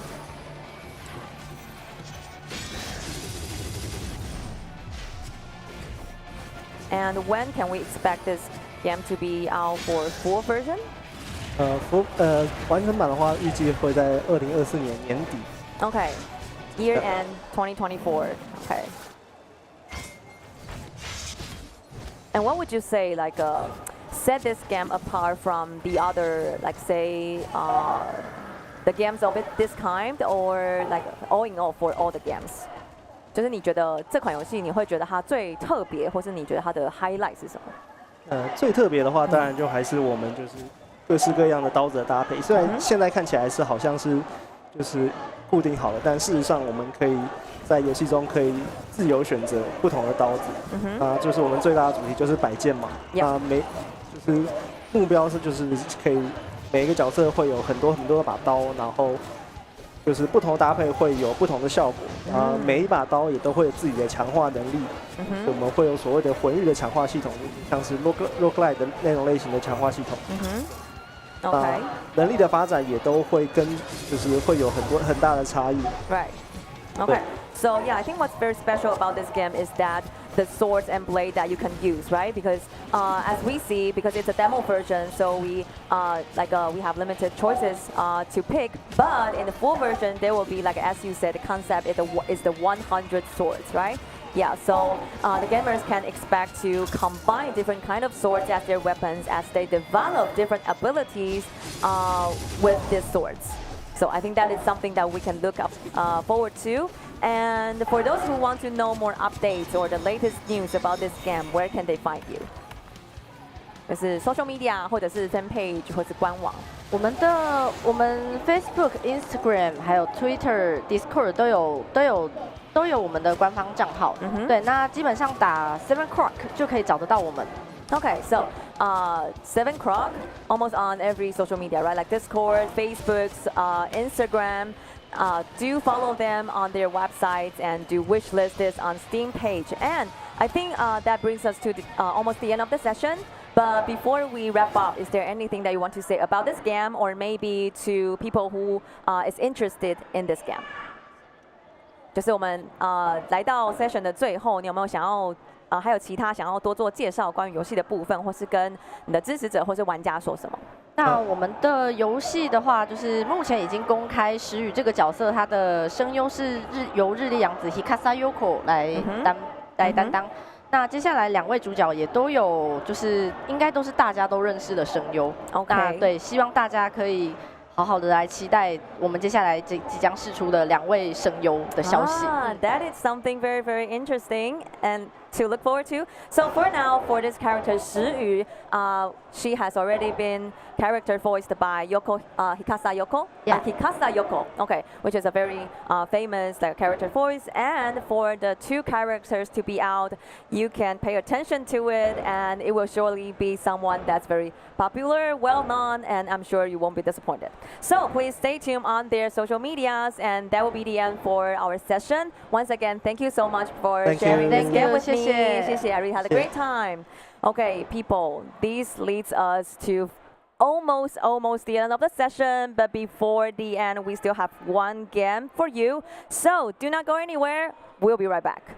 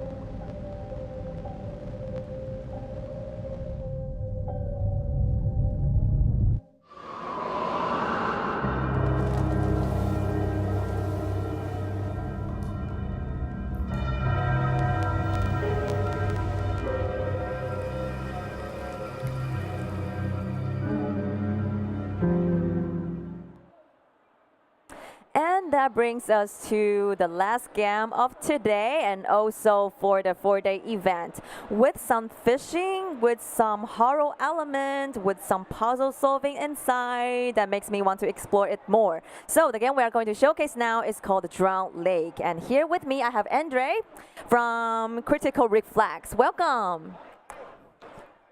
It's super nice to have you here. Thank you. So to kick off, can you briefly introduce yourself as well as Critical Reflex? Absolutely. Yes. So my name is Andre. I am a senior producer at Critical Reflex, and we are a up-and-coming indie publishing studio that's been focusing on like console and PC titles for the last couple of years, and this is one of our most anticipated, I would say, one of the most anticipated upcoming titles. And yeah, awesome, that's it. awesome. So actually, this is, I would say, like the first game regarding fishing, but at the same time have some like puzzle solving with that kind of a bit scary vibe inside. So could you tell me a little bit more about that? What is this game about? Absolutely. So at the core of the story is a disappearance of a young man, which somehow, I'm not going to spoil how, but it draws attention of like several different people, from like a journalist to a rescue person to an old fisherman who wants to do something. As you'll see, we have multiple characters there. And from there on, it's just about figuring out what happened and, interacting with the world, watch it unfold in front of you, and like all the different possibilities and the abilities that you have. So it's not as much of a fishing game as it is a horror game that also has that setting in it.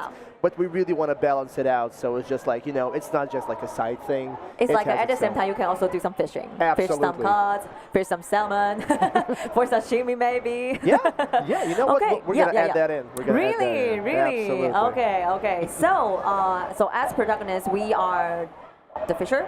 Yeah, so in this demo, we only have one playable character, who is the journalist lady. Okay. But in the full game, you'll have three playable characters, each with different story beats and different abilities to traverse. For example, like the firefighter character, he has a rescue axe, so he can chop down trees that usually like block the way for other characters. Okay. And it's the same with like other characters as well, like journalists. He gets like abilities to pick locks and like get more about the story. The fisherman probably fishes well. I don't know what he does. Okay, so yeah, why don't we just get started? Absolutely. Okay. Absolutely. Let's head on and press play. Yes. So yeah, as I said, we will only playing with Carolina for now. Okay. The reporter? Yes. Okay. And we'll diving in to the story of the game. Okay. So yeah, as I said, Bento, young documentarist named Bento disappeared in the vicinity of Drowned Lake. The lake itself is called Drowned Lake. It is. Who dared to go to that lake, actually? I know, right? I know.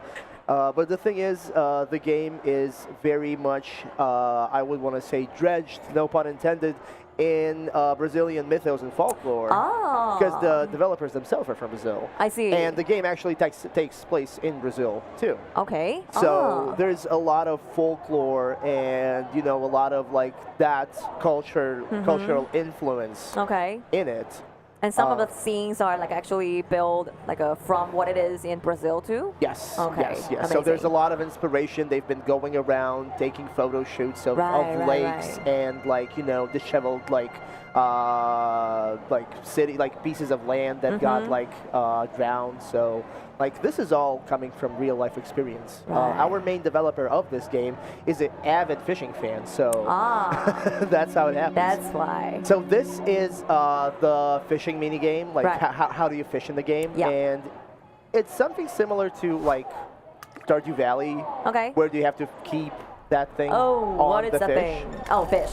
we got a lot of fish. We got a lot of fish. Hell yeah. Hell yeah. But this is, of course, one of the more easier types, and it's going to get way tougher as you continue.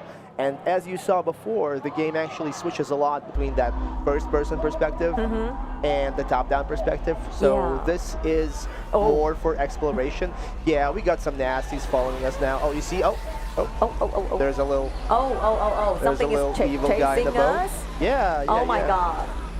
So this is of course super early in development. Right. So right now these guys are more just to like inform you like, hey, we have enemies. Yeah. Like it's gonna be. But they don't actually like jump into your face right now. Not now. Not now. But like, hey, will be. In the full game, you gotta keep track of these guys. I see. So this is one of the main abilities of Carolina that makes her different from other players. Yeah. Is that she can inspect items, and every character can inspect items, but she will get more insight due to her journalistic background. So, and actually, I think this is a little spot where the developers left a little hidden thing for us. Let us find out. Let's see. I need to hit the boat. Okay, Like you just hit the boat. Okay. I need to move the boat a little bit. Okay. And see if there's something under the boat. So this is something you need to explore yourself. Exactly. Like how there's you're going to. a lot of little hidden pieces and stuff for you. You know what? I actually removed it. So. Right. Just like that. Yep. So we're probably going to be moving into first exploratory part of the game. Oh, okay. There's a little something we can pick up and inspect, and let's see what it is. So you see, we want we're making sure that people see what you can interact with, whether there's a fishing spot or something else. Thing? And we got a communion wafer. Ah, it's a wafer. That somehow resisted the water. I don't know how it did. It's a strong wafer, It's right. really hard. Right. Okay, but now that we got the wafer, and that's basically acts like a little med bag for us. Okay. We're just gonna steer on into the other fishing spots. Okay. So the circles are fishing spots, and the little dots are usually items or points of interest. What do you got? So when I'm in, and I got a little minnow. Yeah.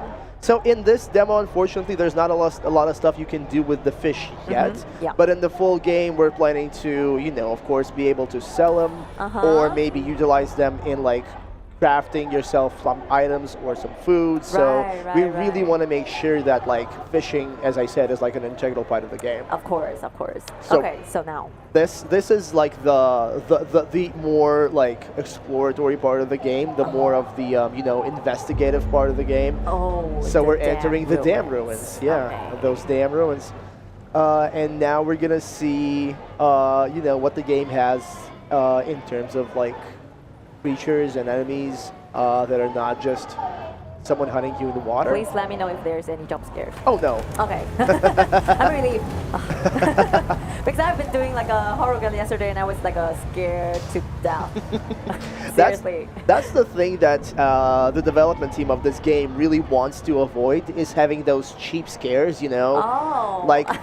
They really want you to feel the atmosphere, so that totally agree. Exactly, so that there's less jump scares, but when they're there, you're way more invested in it, so it works a lot better for you. Right. So in this mode, you can freely explore everything around you, and although these are the tunnels and ruins, and you're swimming on a boat right now, there's gonna be ways to explore and do stuff on foot as well. So there's a little barricade, and the planks are blocking the way. So as I was saying, some characters might have a item that might help with that. Exactly. Yeah. Unfortunately, Carolina does not. So we'll have to find out something else. Okay. But isn't that an axe? Is it? It is. Take the axe. Okay. Gotta take the axe. You gotta do it. This is a simple example of how we're gonna do items and puzzles and exploration in the game. Yep. No, I just hit the back of my boat. So this is the thing. When you hit your boat, it does basically something called noise in our game. Okay, all right. So as you can see, we have a small little health bar up top. Not currently, because she's beating those planks up with the axe. So this is actually our noise meter. Okay. And the easiest way to understand it is basically imagine that's your sanity level, right? So it's something that is still being worked on, and we're figuring out all the details. So it's not present in this build as much, but in the full game, the noise will directly affect how many enemies are attacking you, how many of them are chasing you, the visuals and the amount of hallucinations or like, you know, other horror visuals the player might see. Right. So it's gonna turn into a more scarier game. The more noise you have, the less noise you have. Right. And you know, that's only gonna be making player more prone to making mistakes. I know. So, I know. You got to be like a skillful at selling. Oh yeah, oh yeah. This is a hardcore game. I mean, like it's really not. We want everybody to be able to enjoy this. Right. But let's just say there are characters that are going to be easier to play, and some of them are more difficult. But ultimately, the reward is worth it. So it's either story or you know something else in the future. Of course, Right. Okay. We're going to be opening a little valve to. There you go. With a little psh sound. Turning. Okay, so we basically like open up the door for us. Okay. I'm gonna do a little bumping around. Okay, actually, this is the way you're supposed to do it, right? Yeah. I'm gonna do it officially. There you go. Not a single bump. Here it is. Right, and we can also Oh. Something's happening. Something's happening. Oh. Yeah. Was that because the thing we do? Yeah, of course. Okay. Of course. Okay. Like this, you have to remember, this has been abandoned for quite a while. Right. And we're one of the first, you know, like human alive people to be here in a long, long time. So now we just got to follow the subtle little hint of the pipes. Okay. Oh, and we cannot do that because it has, you know, the fog. Oh. But, you know, if Can we still go through? We can still go through, but we're going to be taking lots of damage. Oh, So I'm going to... Oh, yeah, that's why. The noise overtakes your hearing, vision, your everything. Exactly. Exactly. And now we're back at the beginning, which is not good. That's okay. I get to see some very, like, worth exploring part of this game. Yeah. And I just want to, want to know what do you think set this game apart from the others? Like it kind of like a blend of a fishing game, of a puzzle solving, and of course for the horror part. Yeah. But what do you think set this game apart? Honestly, I think it is. It's how the mix of horror and fishing is balanced. Because I don't think there's ever been a full-blown horror game that has these fishing features. It's usually a fishing game with some, you know, dark themes or dark setting, but it's not a horror game on itself. Right. This is a horror game first and foremost. Also, I think this is the first ever fishing game with a story. It's like a super in-depth narrative with a bunch of features. So like this is going to be setting it out apart from everything else. Of course, there's the Brazilian heritage and the culture of that, and just in the enemy designs, in the way their mythos and their approach to horror shows itself in this game. Right. It's really, really cool, and I think that players from all across the world would be able to, you know, connect with it, and enjoy it.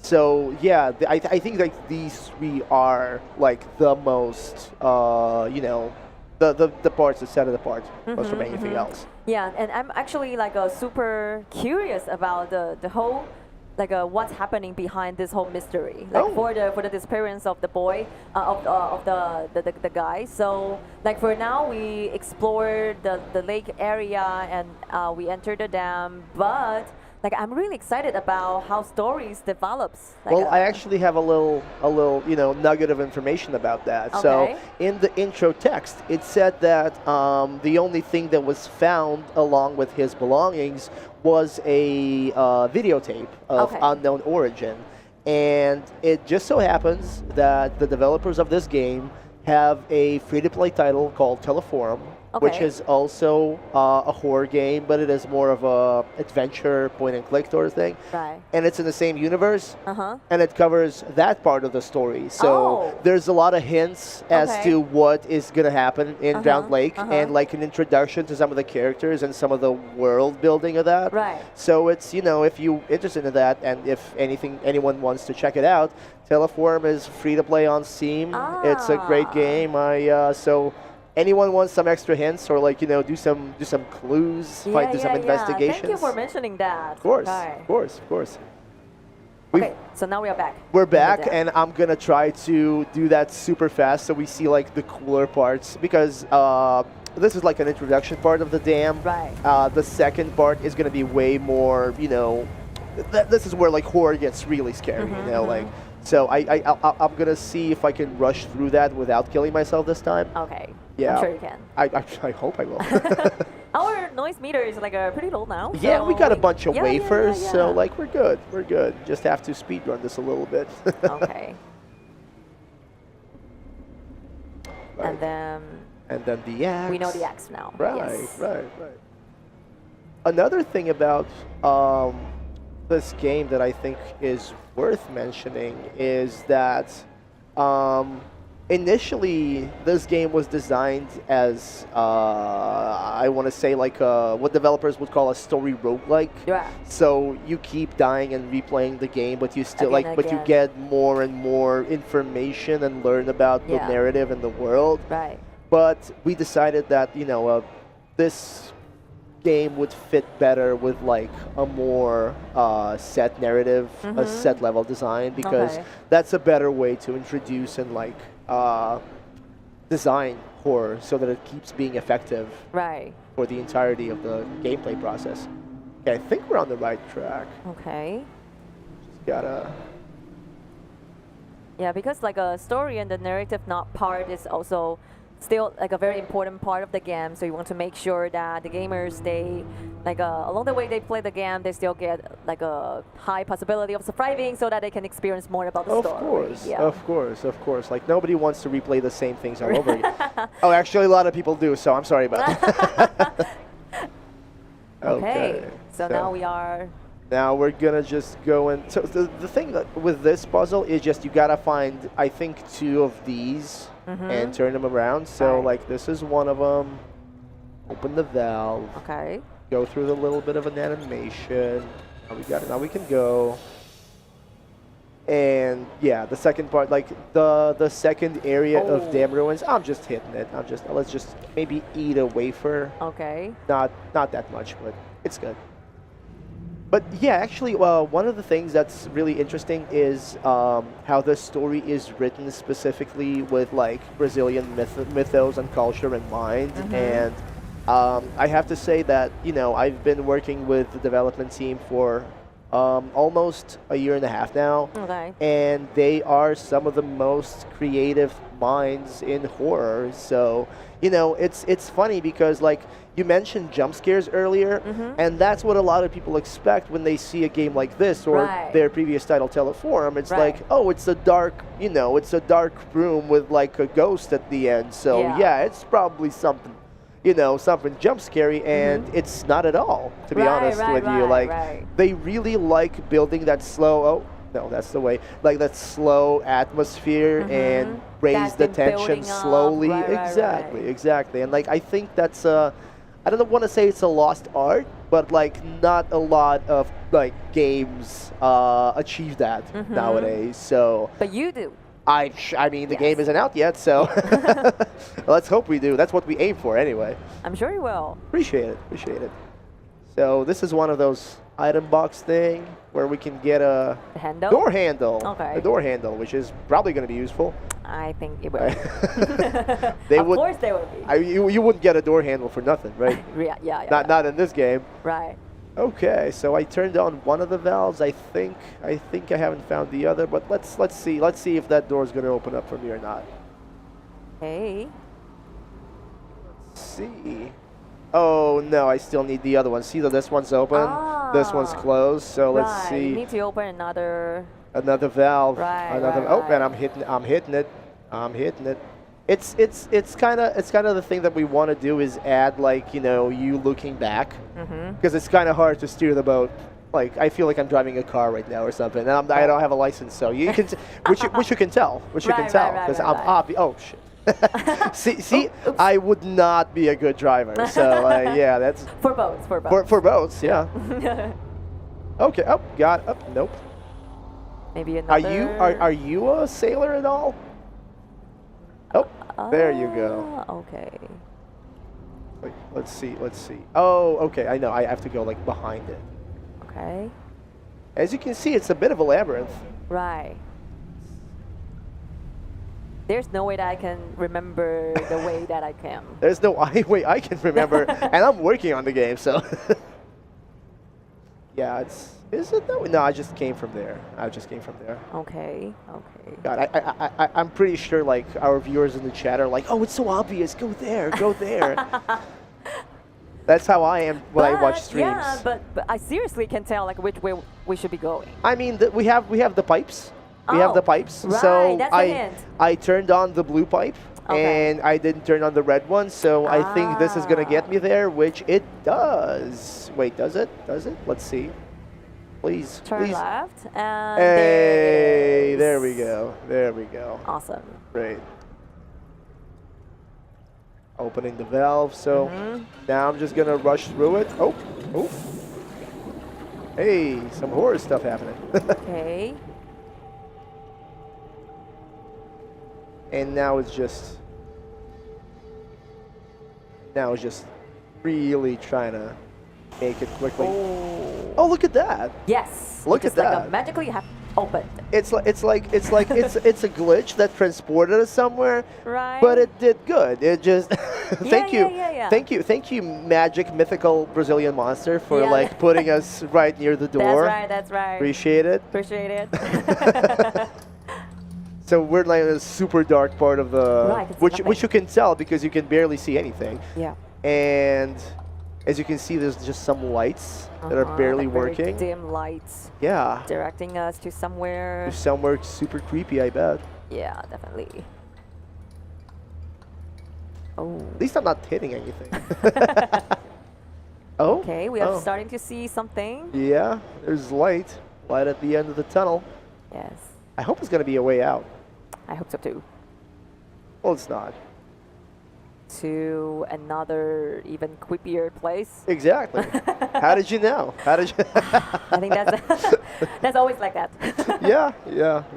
It's not that easy. It's not. In fact, we are going to be having to turn the valves again. However, we're missing one. So we're going to need to find one of those valves. Okay. Let's see if we're able to find it. So actually you need to like collect it and then put it on? Yes. Oh my god. Yes. And this is like just one of the first levels, so like we plan to get not way too difficult with the puzzles, not way too challenging, but we want to make sure that it's like it doesn't seem too obvious and too easy to do. So look at that. There's a door that we can go through. Okay. But the handle is missing. But we have it. Well, we have the handle. Right. We have a blue handle. This is a red door. Yeah. Oh, okay. That's something we're gonna have to be more obvious about because I saw I would be using the same handle. Like it doesn't matter the color of the door, right? It's a handle, right? Yeah. That's how doors work. Oh, okay. So like the blue handle opens the blue handle, right? It's like Resident Evil, right? You have the skull key for the skull door and all that. Right. We're figuring that out. So this is actually the part where you get, learning more about like the inhabitants of Drowned Lake. So for example, have you maybe seen that creature that was riding past us in the tunnel? Yeah. This is him. Oh. This is him. The creature. From the front. Itself. Okay. So like we're getting to learn more about what happened here and. We'll also be knowing more about the inhabitants here, why they end up here. Exactly, and what happened to the people who initially were living there. Right. So as you can see, right now Carolina is having hallucinations because she hears two people talking. What? In that locker room. Okay. But she can listen more if she wants to focus. Okay. Should we listen in or shouldn't we? I think we should. We should. I agree. So as you can see, we're getting more noise from that. Right. So it's actually beneficial for the player. Okay. But you can essentially kill yourself if you know too much. Yeah. So there's saying something about a church and how like one of them left the church and why did they leave, but I think we can keep listening a bit keep more. Listening, of course. I just. And we. Oh. That was. Okay. I thought we had some more. Yeah, that's when you like lose your. Exactly. You lose your sanity and you just go literally insane and cannot handle that anymore. Okay, so unfortunately in this playthrough, our main character is just having a mental breakdown in the middle of a locker room. But I think that our players can actually do better. I'm sure they can. I'm sure they can. If you are at the Taipei game show floor, please feel free to check it out, the demo. We have it playable there. Okay. And the demo is also going to be dropping on Steam sometime this spring. Okay. So anyone can try and save Carolina and also find the mysteries of the Drowned Lake on their own. Right. And when can the full version to be expected to be out? So right now we didn't really announce the release date yet, but we're looking at either the very end of 2024 or early 2025 as the release date. I see. So do try out the demo, which will expected to be released in April. And if our followers or whoever is interested in this game want to know more about this, where can they find you? So of course, obviously, it's our website, our social media, Critical Reflex, Critical_Reflex is on Twitter. Okay. And the development studio is called Monumental Collab. Okay. So you can always follow them, or just type Drowned Lake into Google, and you'll find all sorts of social media. In fact, there is a Discord server that we are currently working with that is basically going to be like more of a focus on horror, as we're going to be releasing and announcing more horror games in the future. Right. So we are releasing news updates and little sneak peeks of what's going to be there in game. We're doing fan contests, meetups, discussions, everything like that. So if anyone wants to learn more about this game, absolutely should join our Discord server. Feel free to know about that at criticalreflex.com. At criticalreflex.com. And of course, I don't think I mentioned. Oh, I did. Teleforum. Yeah, The prequel to Drowned Lake. Actually sets up the story fairly well, so check that out too. Yeah, don't miss that too. Okay, so I think that brings us to the end of the session, and thank you so much for leading this horror journey with me. I really want to dig more about the story, and looking forward to a lot of events to be coming, and also of course for the final version of the game itself. So once again, thank you so much for your time. Thank you.